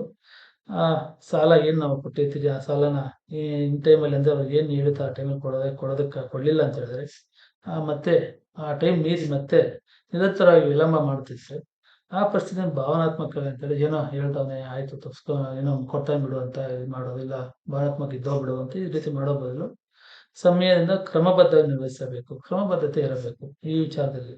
ಅದರ ಪರವಾಗಿ ಮೊದಲ ಹೆಜ್ಜೆ ಎಂದಿಗೂ ಸೌಹಾರ್ದಪೂರ್ಣ ನೆನಪು ಮಾಡಿಸುವುದಾಗಿರಬೇಕು. ಗೌರವದಿಂದ ಮಾತನಾಡಿ ವಿಳಂಬದ ಬಗ್ಗೆ ಸ್ಪಷ್ಟತೆ ಕೇಳಬೇಕು. ನಾವು ಈ ವಿಚಾರ ಬಂದಾಗ ಇನ್ ಟೈಮಲ್ಲಿ ಕೊಡ್ಲಿಲ್ಲ ಅಂತ ಹೇಳಿದಾಗ ವಿಳಂಬ ಮಾಡಿದಾಗ ಏಕಾಏಕಿ ಗಲಾಟೆ ಮಾಡುವುದಾಗಲಿ ಬೇಯೋದಾಗಲಿ ಮಾಡದೆ ಸೌಹಾರ್ದಪೂರ್ಣ ನೆನಪು ಮಾಡಬೇಕು. ಮತ್ತೆ ಗೌರವದಿಂದ ಮಾತನಾಡಬೇಕು. ಮತ್ತೆ ಆ ರೀತಿ ವಿಳಂಬ ಇದ್ರೆ ಅವರ ಬಗ್ಗೆ ಸ್ಪಷ್ಟತೆ ಕೇಳಬೇಕು. ಯಾಕೆ ಲೇಟ್ ಆಗ್ತದೆ ಏನು ತೊಂದರೆ ಅಂತ ಕೇಳಬೇಕಾಗ್ತದೆ. ಈ ರೀತಿ ಕೇಳಿದಾಗ ಕೂಡ ಸರಿಯಾದ ಪ್ರತಿಕ್ರಿಯೆ ಸಿಗದೇ ಇದ್ದರೆ ಸಂದೇಶ, ಇಮೇಲ್ ಮತ್ತು ಪತ್ರದ ಮೂಲಕ ಬರವಣಿಗೆಯ ಫಾಲೋ ಅಪ್ ಮಾಡಿ. ಈ ರೀತಿ ಪದೇ ಪದೇ ಕೇಳಿದಾಗ ಕೂಡ ಅವ್ರ ಕಡೆಯಿಂದ ಬರಲಿಲ್ಲ ಅಂತ ಹೇಳಿದ್ರೆ ನೀವು ಮಾತನಾಡೋದಕ್ಕಿಂತ ಮುಖ್ಯವಾಗಿ ಆ ವಿಚಾರನೆಲ್ಲನೂ ವಾಟ್ಸಪ್ ಮೂಲಕ ಇಮೇಲ್ ಮೂಲಕ ಸಂದೇಶ ಮಾಡಿ ಈ ರೀತಿ ನೀವು ಕೊಡ್ತಿರೋ ಅಮೌಂಟು ಸ್ವಚ್ಛತೆ ಬಗ್ಗೆ ಕೇಳಬೇಕಾಗುತ್ತೆ. ವಿಳಂಬದ ಬಗ್ಗೆ ಕೇಳಬೇಕಾಗುತ್ತೆ. ಇವೆಲ್ಲ ದಾಖಲೆಗಳು ನಮಗೆ ಕೇಸ್ ಪ್ರಕರಣ ದಾಖಲಾದಾಗ ತುಂಬಾ ಉಪಯುಕ್ತವಾಗುತ್ತವೆ ಮತ್ತು ಕೋರ್ಟಿಗೆ ನ್ಯಾಯಾಲಯಕ್ಕೆ ಉತ್ತಮ ದಾಖಲೆಯಾಗಿರುತ್ತದೆ. ಸಾಲಗಾರನು ಇನ್ನೂ ತಪ್ಪಿಸಿಕೊಂಡರೆ ನಿರ್ದಿಷ್ಟ ಅವಧಿಯೊಳಗೆ ಹಣ ಪಾವತಿಸಲು ಕೋರ್ಟ್ ನೋಟಿಸ್ ನೀಡುವುದು ಮುಂದಿನ ಅಧಿಕೃತ ಹೆಜ್ಜೆ ಆಗುತ್ತದೆ. ಈ ರೀತಿಯಾಗಿ ಎಲ್ಲಾ ರೀತಿಯಲ್ಲೂ ತಪ್ಪಿಸಿಕೊಂಡು ದುಡ್ಡು ಕೊಡದೆ ವಿಳಂಬ ಮಾಡುತ್ತಾ ನಮಗೆ ಸರಿಯಾಗಿ ಅದಕ್ಕೆ ರಿಪ್ಲೈ ಮಾಡದೇ ಇದ್ದಾಗ ಫೈನಲಿ ಅವರಿಗೆ ಒಂದು ಲೀಗಲ್ ನೋಟಿಸ್ ವಕೀಲರನ್ನ ಇಟ್ಟುಕೊಂಡು ಒಂದು ಲೀಗಲ್ ನೋಟಿಸ್ ಕೊಡೋದು ಅಧಿಕೃತ ಹೆಜ್ಜೆ ಆಗುತ್ತೆ. ಕಾನೂನು ಪ್ರೊಸೀಡಿಂಗ್ಸ್ ಮುಂದಕ್ಕೆ ಹೋಗೋದಕ್ಕೆ ಪ್ರೊಸೀಡಿಂಗ್ಸ್ ಹೋಗೋದಕ್ಕೆ ಒಂದು ಅಧಿಕೃತ ಹೆಜ್ಜೆ ಆಗಿರುತ್ತದೆ. ಆ ರೀತಿ ನೋಟಿಸ್ ಕೊಟ್ಟ ಮೇಲೆ ಅದಾದ ಮೇಲೂ ಅಂದ್ರೆ ಆ ನೋಟಿಸ್ ಕೊಟ್ಟಾದ ಮೇಲೂ ಅದನ್ನು ಬಂದು ನಿಮ್ಮ ಹಣ ಸಾಲದ ಹಣ ವಾಪಸ್ ಕೊಡಲಿಲ್ಲ ಅಂತ ಹೇಳಿದ್ರೆ ಅದಾದ ಮೇಲೆ ಪಾವತಿ ಮಾಡೋದು ನಡೆಯದಿದ್ದರೆ ಸಂಬಂಧಿತ ನಾಗರಿಕ ನ್ಯಾಯಾಲಯದಲ್ಲಿ ಹಣ ವಸೂಲಿಗಾಗಿ ಸಿವಿಲ್ ಮೊಕದ್ದಮೆಯನ್ನು ಹೂಡಬಹುದು. ಗಮನದಲ್ಲಿಟ್ಟುಕೊಳ್ಳಬೇಕಾದ ವಿಷಯವೆಂದರೆ ಸಾಮಾನ್ಯವಾಗಿ ದೋಷ ನಡೆದ ದಿನಾಂಕದಿಂದ ಅಥವಾ ಸಾಲದ ಒಪ್ಪಿಗೆ ದಿನಾಂಕದಿಂದ 3 ವರ್ಷಗಳ ಕಾಲಮಿತಿ ಲಿಮಿಟೇಷನ್ ಪೀರಿಯಡ್ ಇರುತ್ತದೆ. ಸಿವಿಲ್ ಪ್ರಕರಣ ದಾಖಲಿಸಲು ಸಾಲ ಒಪ್ಪಂದ ಅಥವಾ ಬರಹದ ಒಪ್ಪಿಗೆ ಪತ್ರ, ಹಣ ವರ್ಗಾಯಿಸಿದ ಬ್ಯಾಂಕ್ ದಾಖಲೆ, ಕಳುಹಿಸಿದ ಬೇಡಿಕೆ ನೋಟಿಸ್ ಪ್ರತಿಗಳು, ವಾಟ್ಸಪ್ ಅಥವಾ ಸಂದೇಶಗಳ ಮೂಲಕ ಸಾಲ ಒಪ್ಪಿಕೊಂಡಿರುವ ದೃಢೀಕರಣ ಇದ್ದಲ್ಲಿ, ಸಾಕ್ಷಿಗಳ ಹೇಳಿಕೆಗಳು ಮತ್ತು ಪಕ್ಷಗಳ ಗುರುತಿನ ದಾಖಲೆಗಳು ಮುಂತಾದ ಸರಿಯಾದ ದಾಖಲೆಗಳು ಅಗತ್ಯ. ಇಲ್ಲಿ ಮುಖ್ಯವಾಗಿ ನಾವು ವಿಚಾರ ತಿಳಿಯಬೇಕಾದರೆ ನಾವು ಸಾಲ ಕೊಡುವುದಕ್ಕೆ ಮುಂಚೆ ಸಾಲ ಕೊಟ್ಟ ಮೇಲೆ ಸಾಲ ಕೊಡದೇ ಇದ್ದಾಗ ನಾವು ಮಾಡಬೇಕಾದ ಮುಖ್ಯ ವಿಚಾರ ಏನೆಂದರೆ ಸಾಲ ಕೊಡೋದಕ್ಕೆ ಮುಂಚೆ ನಾವು ಏನು ದಾಖಲೆಗಳು ಪಡೆದುಕೊಂಡಿರ್ತೀರಿ, ಸಾಲ ಕೊಟ್ಟಾದ್ಮೇಲೆ ಯಾವ ಏನು ಮಾಹಿತಿಯನ್ನು ವಾಟ್ಸಪ್ ಮೂಲಕ ಇದ್ರ ಮೂಲಕ ನಾವು ಏನು ಕೇಳಿರ್ತೀವಿ ಇಮೇಲ್ ಮೂಲಕ ಕೇಳ್ತೀವಿ ಆ ದಾಖಲೆಗಳು, ಮತ್ತೆ ನಾವು ಏನು ಅವ್ರ ಹತ್ರ ಬರೆಸ್ಕೊಂಡಿರ್ತೀವಿ ಒಂದು ಪತ್ರವನ್ನ ಆ ಕನ್ಸೆಂಟ್ ಪತ್ರವನ್ನು ಈ ದಾಖಲೆಗಳನ್ನು ಕಂಪ್ಲೀಟ್ ಆಗಿ ಎಲ್ಲ ದಾಖಲೆಗಳನ್ನು ಕೋರ್ಟ್ಗೆ ಪ್ರೊಡ್ಯೂಸ್ ಮಾಡಿ ಸಿವಿಲ್ ನಾಗರಿಕ ಮೊಕದ್ದಮೆಯನ್ನು ಹೂಡಬಹುದು ನಾಗರಿಕ ನ್ಯಾಯಾಲಯದಲ್ಲಿ. ಆ ರೀತಿ ದಾವೆ ಹೂಡಿದಾಗ ಸಿವಿಲ್ ಮೊಕದ್ದಮೆಯಲ್ಲಿ ಬೇಕಾದಂತಹ ಎಲ್ಲಾ ದಾಖಲೆಗಳನ್ನು ಕೋರ್ಟಿಗೆ ವರ್ಗಾಯಿಸಿ ಕೋರ್ಟಿನಲ್ಲಿ ಅದನ್ನ ಸಾಕ್ಷಿಗಳ ಹೇಳಿಕೆ ಮೂಲಕ ಇದು ಮಾಡಿದಾಗ ನ್ಯಾಯಾಲಯವು ನಿರ್ಧಾರ ಕೈಗೊಳ್ಳುವುದು. ಈ ರೀತಿಯಾಗಿ ಕೊಟ್ಟಾಗ ನಮಗೆ ಒಳ್ಳೆ ಒಂದು ಪ್ರಕರಣದಲ್ಲಿ ಒಂದು ದಾಖಲೆಗಳು ನಮಗೆ ಮುಖ್ಯವಾಗುತ್ತವೆ. ಈ ನಿಟ್ಟಿನಲ್ಲಿ ನ್ಯಾಯಾಲಯವು ನಿರ್ಧಾರ ಕೈಗೊಳ್ಳುವುದು ಭಾವನೆ ಅಥವಾ ವೈಯಕ್ತಿಕ ಸಂಬಂಧಗಳ ಆಧಾರದ ಮೇಲೆ ಅಲ್ಲ, ದಾಖಲೆಗಳು ಮತ್ತು ಕಾನೂನು ಸಾಕ್ಷಿಗಳ ಆಧಾರದ ಮೇಲೆ ಮಾತ್ರ. ಇದು ಮುಖ್ಯವಾದ ವಿಚಾರ. ಈ ರೀತಿ ದಾಖಲೆಗಳು ಕೊಟ್ಟಾಗ ಮಾತ್ರ ನಮಗೆ ಆ ನ್ಯಾಯಾಲಯದಲ್ಲಿ ಒಂದು ನ್ಯಾಯ ಸಿಗುವ ಮತ್ತು ನಮ್ಮ ಹೊಣೆ ಕಮ್ಮಿ ಆಗುತ್ತದೆ. ಇದನ್ನು ದಾಖಲೆಗಳು ಅಥವಾ ಹೊಣೆಯನ್ನು ನೀಗಿಸುವುದರಿಂದ ಪೂರ್ತಿ ಹೊಣೆ ನಮ್ಮ ಮೇಲೆ ಇರುವುದಿಲ್ಲ. ಎಲ್ಲ ದಾಖಲೆಗಳು ನ್ಯಾಯಾಲಯ ಗಮನ ಇಟ್ಟು ನೋಡುತ್ತದೆ. ಆ ರೀತಿಯಾದಾಗ ಮಾತ್ರ ನ್ಯಾಯಾಲಯದಲ್ಲಿ ನಮಗೆ ನ್ಯಾಯ ಸಿಗುತ್ತದೆ. ಮತ್ತು ಯಾಕೆಂದರೆ ಕೊನೆಗೆ ಸಿವಿಲ್ ನ್ಯಾಯಾಲಯಕ್ಕೆ ಸಹಾನುಭೂತಿ ಬೇಡ, ಸಾಕ್ಷಿ ಬೇಕು. ಯಾವುದೇ ನ್ಯಾಯಾಲಯ, ಸಿವಿಲ್ ನ್ಯಾಯಾಲಯ ಇರ್ಬೋದು, ಅದು ಕೇಳೋದು ಮೊದಲು ದಾಖಲೆ ಇರಬೇಕು, ಸಾಕ್ಷಿ ಇರಬೇಕು. ಅಲ್ಲಿ ಸಹಾನುಭೂತಿ ಅಲ್ಲಿ ಇನ್ನೊಂದಲ್ಲಿ ಏನೂ ಕೇಳೋದಿಲ್ಲ. ಎಲ್ಲ ದಾಖಲೆಗಳ ಮೇಲೆ ತಿರುತ್ತದೆ. ಆ ರೀತಿಯಾಗಿ ಈ ಎಲ್ಲಾ ದಾಖಲೆಯನ್ನು ನಾವು ಮೊದಲೇ ಪ್ರಿಪೇರ್ ಮಾಡಿಕೊಂಡಿರಬೇಕು. ಇದು ಸಿವಿಲ್ ನ್ಯಾಯಾಲಯಕ್ಕೆ, ಸಿವಿಲ್ ನಾಗರಿಕ ದಾವೆ ಸಂಬಂಧಪಟ್ಟಂತೆ ಇರುತ್ತದೆ. ಇನ್ನು ಚೆಕ್ ಬೌನ್ಸ್ ಬಗ್ಗೆ ಇದೆ. ಚೆಕ್ ಬೌನ್ಸ್ ಅಂದ್ರೆ ನೆಗೋಷಿಯಬಲ್ ಇನ್ಸ್ಟ್ರೂಮೆಂಟ್ಸ್ ಆಕ್ಟ್ 1881 ಅಡಿಯಲ್ಲಿ ಅಂತ ಹೇಳಿದ್ರೆ ಚೆಕ್ ಬೌನ್ಸ್ ಅನ್ನೋದು ಒಂದು ಕ್ರಿಮಿನಲ್ ಸ್ವಭಾವದ ಪ್ರಕ್ರಿಯೆ ಆಗಿರ್ತದೆ. ಈ ನಿಟ್ಟಿನಲ್ಲಿ ವಿಶೇಷವಾಗಿ ನೆಗೋಷಿಯಬಲ್ ಇನ್ಸ್ಟ್ರೂಮೆಂಟ್ಸ್ ಆಕ್ಟ್ 1881 ಅಡಿಯಲ್ಲಿ ವಿಶೇಷವಾಗಿ ಸೆಕ್ಷನ್ 138 ಪ್ರಕಾರ ಚೆಕ್ ಬೌನ್ಸ್ ಕೇವಲ ಹಣಕಾಸಿನ ಸಮಸ್ಯೆ ಇದಲ್ಲ, ಕಾನೂನುಬದ್ಧವಾಗಿ ಅವುಗಳನ್ನು ನಿರ್ದಿಷ್ಟ ನಿಯಮಗಳನ್ನು ಕಟ್ಟುನಿಟ್ಟಾಗಿ ಪಾಲಿಸಿದರೆ ಅದು ಅಪರಾಧವಾಗುತ್ತದೆ. ಇಲ್ಲಿ ನಿಮಗೆ ಅದೇ ಹೇಳುದು, ಈ ದಾಖಲೆಗಳೆಲ್ಲ ಇದ್ದರೆ ಮಾತ್ರ ಈ ದಾಖಲೆ ಚೆಕ್ ಕೊಟ್ಟು ಇರಬೇಕು. ಈ ಏನೇನು ಬರುತ್ತೆ ಅವೆಲ್ಲ ಕಾನೂನುಬದ್ಧವಾಗಿದ್ದರೆ ಮಾತ್ರ ಅದು ಅಪರಾಧ ಆಗುತ್ತೆ. ಅದರಲ್ಲಿ ಯಾವುದೇ ದಾಖಲೆಗಳು ಇಲ್ಲ ಅಂತ ಹೇಳಿ ಕೂಡ ಅದು ಅಪರಾಧದ ಒಂದು ಇದಕ್ಕೆ ಬರೋದಿಲ್ಲ. ಈ ರೀತಿಯಾಗಿ ಕ್ರಿಮಿನಲ್ ಹೊಣೆಗಾರಿಕೆ ಉಂಟಾಗಲು ಈ ಸೆಕ್ಷನ್ 138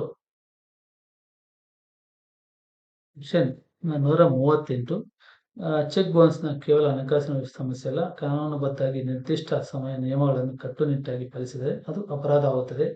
ಕ್ರಿಮಿನಲ್ ಹೊಣೆಗಾರಿಕೆ ಉಂಟಾಗಲು ಸೆಕ್ಷನ್ 138ರ ಎಲ್ಲ ಅನಿವಾರ್ಯ ಅಂಶಗಳು ಒಂದೇ ಸಂದರ್ಭದಲ್ಲಿ ಇರಬೇಕು. ಇದು ಮುಖ್ಯವಾದದ್ದು.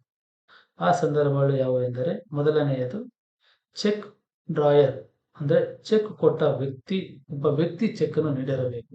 ಇದು ಮುಖ್ಯವಾದದ್ದು. ಆ ಚೆಕ್ ಅನ್ನು ಒಬ್ಬ ವ್ಯಕ್ತಿಯಿಂದ ನೀಡಿರಬೇಕು.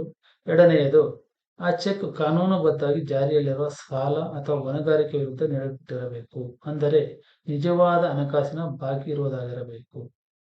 ಇಲ್ಲಿ ತಮಗೆ ಮುಖ್ಯವಾದ ವಿಚಾರ ಏನಂತ ಯಾವುದೇ ಚೆಕ್ ಒಬ್ಬ ವ್ಯಕ್ತಿಯ ಮೂಲಕ ಬಂದಿರಬೇಕು. ಯಾವುದೇ ಎಲ್ಲೋ ಸಿಕ್ಕಿರುವಂತ ಚೆಕ್ ಆಗಿರ್ಬೋದು, ಇಲ್ಲ ಯಾರೋ ಅನುಮಾನಾಸ್ಪದವಾಗಿ ಎಲ್ಲಿಂದಲೋ ತಗೊಂಡಿರುವಂತ ಚೆಕ್ ಆಗಿರಬಾರದು. ಮತ್ತೆ ಆ ಚೆಕ್ ಯಾವ ಕಾರಣಕ್ಕಾಗಿ ಕೊಟ್ಟಿದೆ ಅಂದ್ರೆ, ಆ ಚೆಕ್ ಅಲ್ಲಿ ಕೊಡಬೇಕಾದ್ರೆ ಅದರಲ್ಲಿ ಕಾನೂನುಬದ್ಧ ಜಾರಿಯಾಗಿರಬೇಕು. ನಾವು ಕೊಟ್ಟಿರುವಂತ ಸಾಲ ಆ ಕಾನೂನುಬದ್ಧ ಜಾರಿಯಾಗುವ ಒಂದು ಹೊಣೆಗಾರಿಕೆ ಇರಬೇಕು. ಹೊಣೆಗಾರಿಕೆ ಇದ್ದಾಗ ಮಾತ್ರ ಆ ಕೊಟ್ಟಿರೋ ಚೆಕ್ ನಿಜವಾಗಿ ಒಂದು ಸಾಲದ ಹೊಣೆಗಾರಿಕೆ ಇರುತ್ತದೆ. ಈ ನಿಟ್ಟಿನಲ್ಲಿ ಅಂದರೆ ನಿಜವಾದ ಹಣಕಾಸಿನ ಬಾಕಿ ಇರುವುದಾಗಿರಬೇಕು. ಉಡುಗೊರೆಯಾಗಿ ಅಥವಾ ಕಾನೂನುಬದ್ಧ ಹೊಣೆಗಾರಿಕೆ ಇಲ್ಲದೆ ನೀಡಿದ ಚೆಕ್ಗೆ ಅಪರಾಧ ಶಿಕ್ಷೆ ವಿಧಿಸಲಾಗುವುದಿಲ್ಲ. ಒಂದ್ ವೇಳೆ ಒಂದು ಚೆಕ್ ಅನ್ನು ಉಡುಗೊರೆಯಾಗಿ ಕೊಟ್ಟಿದ್ದಾರೆ ಅಥವಾ ಬೇರೆ ರೀತಿಯಲ್ಲಿ ಕೊಟ್ಟಿದ್ದಾರೆ, ಆ ಚೆಕ್ ಅದರಲ್ಲಿ ಹೊಣೆಗಾರಿಕೆ ಇಲ್ಲದೆ ಇರುವುದರಿಂದ ಅದು ಅಪರಾಧ ಶಿಕ್ಷೆ ಅನಿಸಬಹುದು.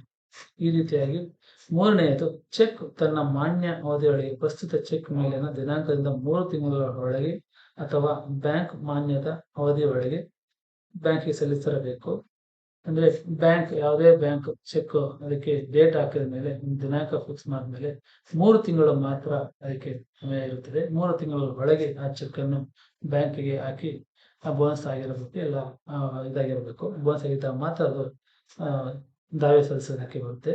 ಈ ನಿಟ್ಟಿನಲ್ಲಿ ಬ್ಯಾಂಕ್ ಚೆಕ್ ಅನ್ನು ಹಣದ ಕೊರತೆ, ಪಾವತಿ ನಿಲ್ಲಿಸುವ ಸೂಚನೆ, ಖಾತೆ ಮುಚ್ಚುವುದು ಅಥವಾ ಇತ್ಯಾದಿ ಕಾರಣಗಳನ್ನು ಬಳಸ್ತಿರಬೇಕು.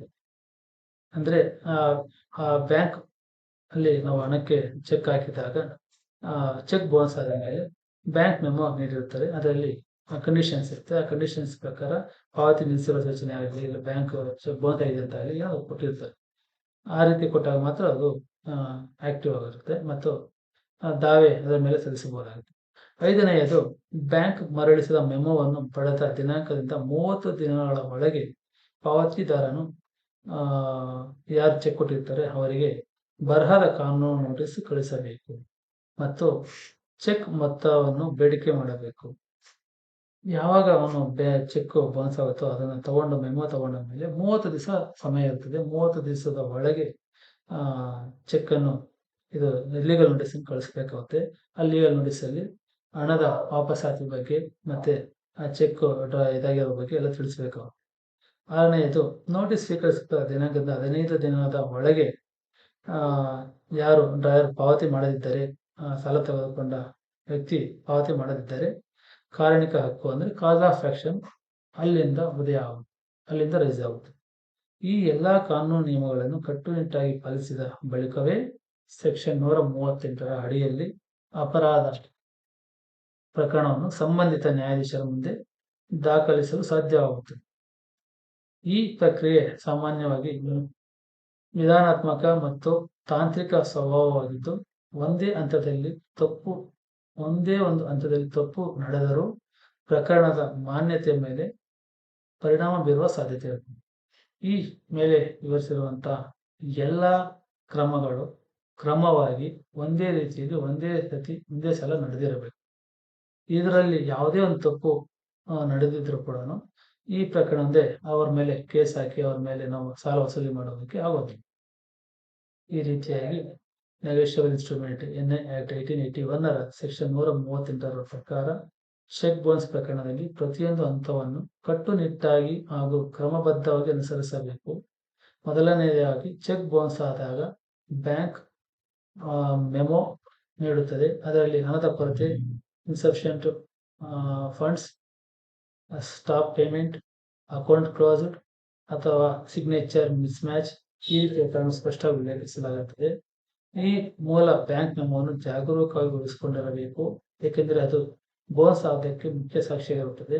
2ನೇದಾಗಿ ಬ್ಯಾಂಕಿನಿಂದ ಬೋನಸ್ ಮಾಹಿತಿ ಪಡೆದ ದಿನಾಂಕದಿಂದ 30 ದಿನಗಳ ಒಳಗೆ ಪಾವತಿದಾರನು ಕಾನೂನುಬದ್ಧ ನೋಟಿಸ್ ಕಳಿಸಬೇಕು. ಈ ನೋಟಿಸ್ನಲ್ಲಿ ಚೆಕ್ ಸಂಖ್ಯೆ, ದಿನಾಂಕ, ಮೊತ್ತ, ಮರಳಿದ ಕಾರಣ ಹಾಗೂ 15 ದಿನದ ಒಳಗೆ ಸಂಪೂರ್ಣ ಮೊತ್ತವನ್ನು ಪಾವತಿಸುವಂತೆ ಸ್ಪಷ್ಟ ಬೇಡಿಕೆ ಇರಬೇಕು. ಆ ನೋಟಿಸ್ನಲ್ಲಿ ಲೀಗಲ್ ನೋಟಿಸ್ನಲ್ಲಿ ಇವೆಲ್ಲವೂ ಸ್ಪಷ್ಟವಾಗಿರಬೇಕು.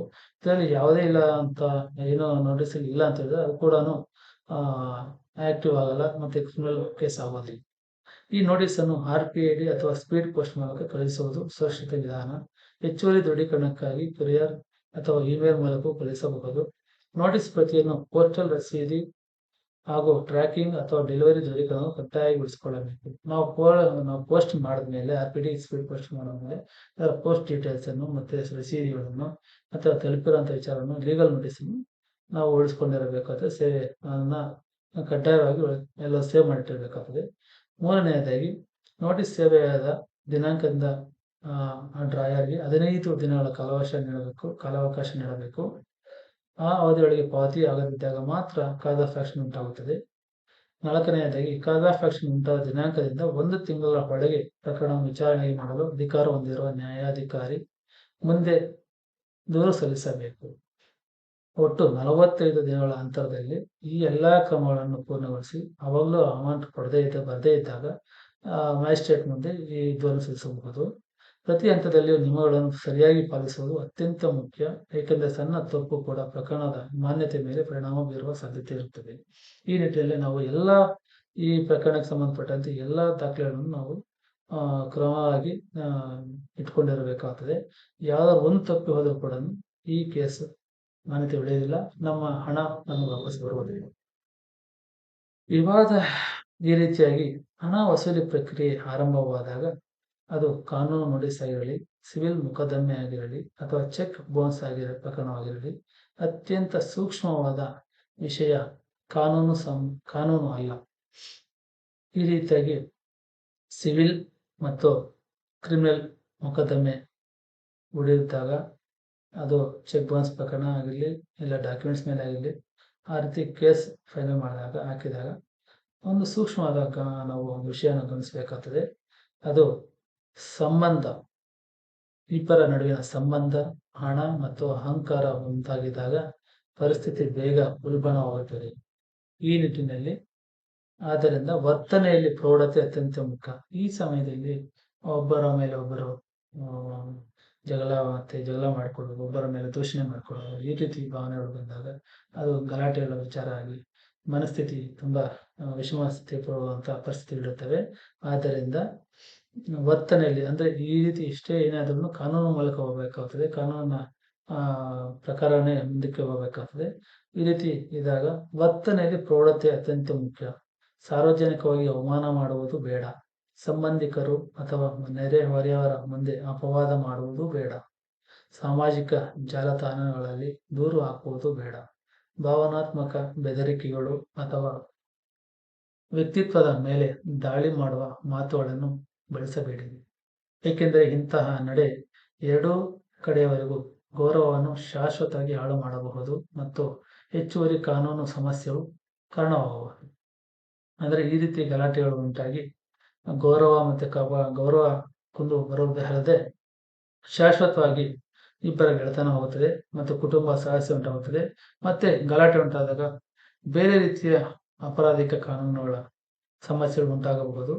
ಮಾತುಕತೆಗಳನ್ನು ಗೌರವಪೂರ್ಣ ಹಾಗೂ ನಿಯಂತ್ರಿತವಾಗಿ ಮುಂದುವರಿಸಿ. ಹಳೆಯ ಉಪಕಾರಗಳು ಅಥವಾ ಭಾವನಾತ್ಮಕ ಇತಿಹಾಸಕ್ಕಿಂತ ವಾಸ್ತವಿಕ ಸಂಗತಿಗಳು ಮತ್ತು ನಿಗದಿತ ಅವಧಿಗಳ ಮೇಲೆ ಗಮನ ಹರಿಸಿ. ಅಂದ್ರೆ ಸಾಧ್ಯವಾದರೆ ಕಂತು ಪಾವತಿ ಇನ್ಸ್ಟಾಲ್ಮೆಂಟ್ ಯೋಜನೆ ಅಥವಾ ಮಧ್ಯಸ್ಥಿಕೆ ಮೀಡಿಯೇಷನ್ ಮೂಲಕ ಹೊಂದಾಣಿಕೆ ಬಗ್ಗೆ ಪರಿಗಣಿಸಿ. ಏಕೆಂದರೆ ದೀರ್ಘಕಾಲದ ನ್ಯಾಯಾಲಯದ ವ್ಯಾಜ್ಯಗಳಿಗಿಂತ ಮಾತುಕತೆಯಿಂದಾದ ಪರಿಹಾರವೇ ಶಾಂತಿಯನ್ನು ಕಾಪಾಡಲು ಸಹಾಯಕವಾಗುತ್ತದೆ. ಇಲ್ಲಿ ಮುಖ್ಯವಾಗಿ ನಾವು ಹಣ ಸಾಲವಾಗಿ ಕೊಟ್ಟ ಮೇಲೆ ಅದು ಇನ್ ಟೈಮಲ್ಲಿ ಬರದೇ ಇದ್ದಾಗ ಅದರ ಮೇಲೆ ಗಲಾಟೆ ಮಾಡಿಕೊಂಡು ಅದನ್ನ ಸಾಮಾಜಿಕವಾಗಿ ಎಲ್ಲರ ಮುಂದೆ ಗಲಾಟೆ ಮಾಡಿಕೊಂಡು ಇಬ್ಬರ ಗೌರವವನ್ನು ಕಳೆದುಕೊಳ್ಳುವ ಮೊದಲು ಅದನ್ನ ಸಾವಧಾನವಾಗಿ ಯೋಚನೆ ಮಾಡಿ ಮಾತುಕತೆಯ ಮೂಲಕ ಗೌರವಪೂರ್ಣಕವಾಗಿ ಅವರಿಗೆ ಸಾಧ್ಯವಾದಷ್ಟು EMIಗಳ ಮೂಲಕ ಆಗಲಿ ಅಥವಾ ಮೀಡಿಯೇಷನ್ ಮೂಲಕ ಒಂದು ಬಾರಿ ತೆಗೆದುಕೊಳ್ಳುವ ಬದಲು 4-5 ಬಾರಿ EMI ಅಂತರದಲ್ಲಿ ತೆಗೆದುಕೊಂಡು ಸಮಸ್ಯೆಯನ್ನು ಬಗೆಹರಿಸಿಕೊಳ್ಳೋದು ತುಂಬಾ ಒಳ್ಳೆಯ ಜಾಣ್ಮೆ. ಈ ನಿಟ್ಟಿನಲ್ಲಿ ಅದೇ ಸಮಯದಲ್ಲಿ ನಿಮ್ಮ ಕಾನೂನು ಹಕ್ಕುಗಳನ್ನು ನಿರ್ಲಕ್ಷಿಸಬೇಡಿರಿ. ಗೌರವ ಹಾಗೂ ವಸೂಲಿ ನಡುವೆ ಸಮತೋಲನ ಇರಲಿ. ದೃಢತೆಯ ಜೊತೆಗೆ ಸೌಜನ್ಯ ಇರಲಿ. ನಿಮ್ಮನ್ನು ನಿಜವಾಗಿ ನೋಡಿ ಕೇಳಿಕೊಳ್ಳಿ. ಈ ಮೊತ್ತ ಶಾಶ್ವತ ಶತ್ರುತ್ವಕ್ಕೆ ಯೋಗ್ಯವೇ ಅಥವಾ ವಿಚಾರವನ್ನು ಜಾಣ್ಮೆಯಿಂದ ಪರಿಹರಿಸಬಹುದೇ? ಕೆಲವೊಮ್ಮೆ ಮೊತ್ತ ದೊಡ್ಡದಾಗಿರುತ್ತದೆ ಮತ್ತು ಕಾನೂನು ರಕ್ಷಣೆ ಅಗತ್ಯವಾಗಿರುತ್ತದೆ. ಕೆಲವೊಮ್ಮೆ ಸಂಬಂಧದ ಮೌಲ್ಯ ಕಾಲದಲ್ಲಿ ಹೆಚ್ಚಿನದು. ನಿರ್ಧಾರವನ್ನು ಕೋಪದಿಂದ ಅಲ್ಲ, ಆಲೋಚನಾತ್ಮಕ ವಿವೇಕದಿಂದ, ಆರ್ಥಿಕ ವಾಸ್ತವಿಕತೆಯಿಂದ ಮತ್ತು ಮನಃಶಾಂತಿಯಿಂದ ತೆಗೆದುಕೊಳ್ಳಬೇಕು. ಯಾವುದೇ ಒಂದು ಹಣದ ವಿಚಾರದಲ್ಲಿ ತೊಂದರೆಗಳು ಉಂಟಾದಾಗ ಅದನ್ನು ಸೂಕ್ಷ್ಮತೆಯಿಂದ ಜಾಣ್ಮೆಯಿಂದ ನಡೆದುಕೊಳ್ಳುವುದು ಮತ್ತೆ ಮನಃಶಾಂತಿಯಿಂದ ಇರುವುದು ತುಂಬಾ ಉಪಯುಕ್ತವಾದ ಒಂದು ಕ್ರಮವಾಗಿರುತ್ತದೆ. ಈ ನಿಟ್ಟಿನಲ್ಲಿ ಕಾನೂನು ಪ್ರಕಾರ ಚೆಕ್ ಪಡೆದ ವ್ಯಕ್ತಿ ಒಂದು ಕಾನೂನುಬದ್ಧ ಪೂರ್ವಾನುಮಾನ ಸ್ಟ್ಯಾಚ್ಯುಟರಿ ಪ್ರಿಸಂಪ್ಷನ್ ಇರುತ್ತದೆ. ಯಾರು ಸಾಲ ಕೊಟ್ಟಿರ್ತೀರಿ, ಸಾಲ ಕೊಟ್ಟಾಗ ಅವ್ರ ಕಡೆಯಿಂದ ಏನ್ ಚೆಕ್ ಪಡೆದುಕೊಂಡಿರ್ತೇವೋ ಆ ಚೆಕ್ ಪಡೆದುಕೊಂಡಿರೋದ್ರಿಂದ ಸಾಲ ಕೊಟ್ಟವನಿಗೆ ಒಂದು ಕಾನೂನಾತ್ಮಕವಾಗಿ ಸ್ಟ್ಯಾಚ್ಯುಟರಿ ಪರ್ಮಿಷನ್ ಇರುತ್ತೆ. ಅಂದ್ರೆ ಚೆಕ್ ನೀಡಲಾಗಿದೆ ಎಂದರೆ ಅದು ಕಾನೂನುಬದ್ಧವಾಗಿ ಜಾರಿಯಲ್ಲಿರುವ ಸಾಲ ಅಥವಾ ಹೊಣೆಗಾರಿಕೆ ವಿರುದ್ಧವೇ ನೀಡಲಾಗಿದೆ ಎಂದು ನ್ಯಾಯಾಲಯವು ಮೊದಲಿನಿಂದಲೇ ಊಹಿಸುತ್ತದೆ. ಚೆಕ್ ನಮಗೆ ಕೊಟ್ಟಿದ್ದಾನೆ ಅಂತಿದ್ರೆ ಆತ ಸಾಲ ತಗೊಂಡಿದ್ದು ಕಾನೂನಾತ್ಮಕ ಇದೆ ಅಂತ ನ್ಯಾಯಾಲಯ ಮೊದಲಿಂದಲೇ ಊಹೆ ಮಾಡುತ್ತದೆ, ಪ್ರೆಸಂಪ್ಷನ್ಸ್ ಇರುತ್ತದೆ. ಆ ರೀತಿಯಾಗಿ ಯಾರು ಪಿಟಿಷನ್ ಇರ್ತಾರೋ ಚೆಕ್ ದಾವೆ ಹೊಡೆಯುವಂತ ಪಿಟಿಷನರ್ಗೆ ಮೊದಲು ನ್ಯಾಯಾಲಯ ಅವರ ಪರವಾಗಿ ಯೋಚನೆ ಮಾಡುತ್ತದೆ, ಊಹಾತ್ಮಕವಾಗಿ ಇರುತ್ತದೆ. ಈ ನಿಟ್ಟಿನಲ್ಲಿ ನಂತರ ಈ ಪೂರ್ವಾನುಮಾನವನ್ನು ಖಂಡಿಸುವ ಹೊಣೆಗಾರಿಕೆ ಆರೋಪಿ ಚೆಕ್ ನೀಡಿದ ವ್ಯಕ್ತಿ ಮೇಲೆ ಬರುತ್ತದೆ. ಆರೋಪಿ ಸಾಧ್ಯವಾದ ರಕ್ಷಣೆ ತೋರಿಸಬೇಕು. ಉದಾಹರಣೆಗೆ ಕಾನೂನುಬದ್ಧ ಸಾಲವೇ ಅಲ್ಲ ಎಂದು ಸಾಬೀತುಪಡಿಸುವುದು. ನೋಡಿ, ಈ ರೀತಿ ನ್ಯಾಯಾಲಯಕ್ಕೆ ಫಸ್ಟ್ ಯಾರು ಕೇಸ್ ಇರ್ತಾರೋ ಅವ್ರ ಪರವಾಗಿ ನ್ಯಾಯಾಲಯವೇ ಒಂದು ಪ್ರೆಸಂಪ್ಷನ್ಸ್ ಇರುತ್ತೆ. ಆದರೆ ಅದು ಸುಳ್ಳು, ನಾವು ಯಾವುದೇ ರೀತಿಯಲ್ಲಿ ಕಾನೂನುಬದ್ಧ ಸಾಲ ತೆಗೆದುಕೊಂಡಿಲ್ಲ ಅಂತ ಹೊಣೆಗಾರಿಕೆಯಿಂದ ಅದನ್ನ ತೋರಿಸುವಂಥದ್ದು, ಪೂರ್ವಾನುಮತಿಯನ್ನು ಇದು ಮಾಡುವಂಥದ್ದು ಆ ಚೆಕ್ ಅಂದ್ರೆ ಅಕ್ಯೂಸ್ಡ್ ಅಪರಾಧಿಗೆ ಸೇರುತ್ತದೆ. ಅದರ ಹೊಣೆ ಪೂರ್ತಿ ಅಪರಾಧಿ ಮೇಲೆ ಇರುತ್ತದೆ. ಆರೋಪಿ ಸಾಧ್ಯವಾದ ರಕ್ಷಣೆ ನೀಡಬೇಕಾಗುತ್ತದೆ, ತೋರಿಸಬೇಕಾಗುತ್ತದೆ. ಉದಾಹರಣೆಗೆ ಕಾನೂನುಬದ್ಧ ಸಾಲವೇ ಇಲ್ಲ ಎಂದು ಸಾಬೀತುಪಡಿಸುವುದು. ಅವರು ಕೊಟ್ಟಿರುವಂಥ ಸಾಲ ಆ ಕಾನೂನುಬದ್ಧ ಸಾಲವೇ ಅಲ್ಲ, ಅದಕ್ಕೂ ನಮ್ಮ ಸಂಬಂಧವೇ ಇಲ್ಲ ಅನ್ನೋದನ್ನ ಆರೋಪಿ ತೋರಿಸಬೇಕಾಗುತ್ತದೆ. ಈ ನಿಟ್ಟಿನಲ್ಲಿ ಚೆಕ್ ಕೇವಲ ಭದ್ರತೆ, ಸೆಕ್ಯೂರಿಟಿಗಾಗಿ ಮಾತ್ರ ನೀಡಲಾಗಿದೆ ಎಂದು ತೋರಿಸುವುದು, ಸಾಲವನ್ನು ಈಗಾಗಲೇ ತೀರಿಸಲಾಗಿದೆ ಎಂದು ಸಾಬೀತುಪಡಿಸುವುದು, ಕಾನೂನು ನೋಟಿಸು ಸರಿಯಾಗಿ ಸೇವೆಯಾಗಿಲ್ಲ ಎಂದು ವಿವಾದಿಸುವುದು, ಸಹಿಯನ್ನು ವಿಶ್ವಾಸಾರ್ಹ ಸಾಕ್ಷ್ಯ ಮೂಲಕ ನಿರಾಕರಿಸುವುದು, ಅಥವಾ ಪ್ರಕರಣ ಕಾಲಮಿತಿಯನ್ನು ಮೀರಿ ದಾಖಲಾಗಿದೆ, ಟೈಮ್ ಬಾರ್ಡ್ ಎಂದು ತೋರಿಸುವುದು ಮುಂತಾದವು. ಆರೋಪಿಯು ಈ ರೀತಿಯಾಗಿ ಸಮಂಜಸವಾದ ರಕ್ಷಣೆಯನ್ನು ತೋರಿಸಿದರೆ ಮಾತ್ರ ನ್ಯಾಯಾಲಯಗಳಲ್ಲಿ ಅವನಿಗೆ ಲಾಭ ಸಿಗಬಹುದು. ದೋಷ ಸಾಬೀತಾದಲ್ಲಿ ಕನ್ವಿಕ್ಷನ್ ಆಗುತ್ತದೆ. ನ್ಯಾಯಾಲಯವು ಚೆಕ್ ಮೊತ್ತದ 2ರಷ್ಟು ದಂಡ ವಿಧಿಸಬಹುದಾಗಿರುತ್ತದೆ. ಗರಿಷ್ಠ 2 ವರ್ಷಗಳ ಕಾರಾಗೃಹ ಶಿಕ್ಷೆಯನ್ನು ನೀಡಬಹುದಾಗಿರುತ್ತದೆ ಅಥವಾ ಎರಡನ್ನೂ ನೀಡಬಹುದು. ಜೊತೆಗೆ ದೂರುದಾರನಿಗೆ ಪರಿಹಾರ ಕಂಪನ್ಸೇಷನ್ ನೀಡುವಂತೆ ಆದೇಶಿಸಬಹುದು.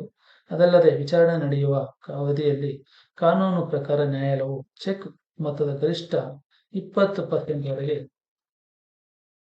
ಮಧ್ಯಂತರ ಪರಿಹಾರ ಪಾವತಿಸಲು ಆದೇಶಿಸಬಹುದಾಗಿದೆ.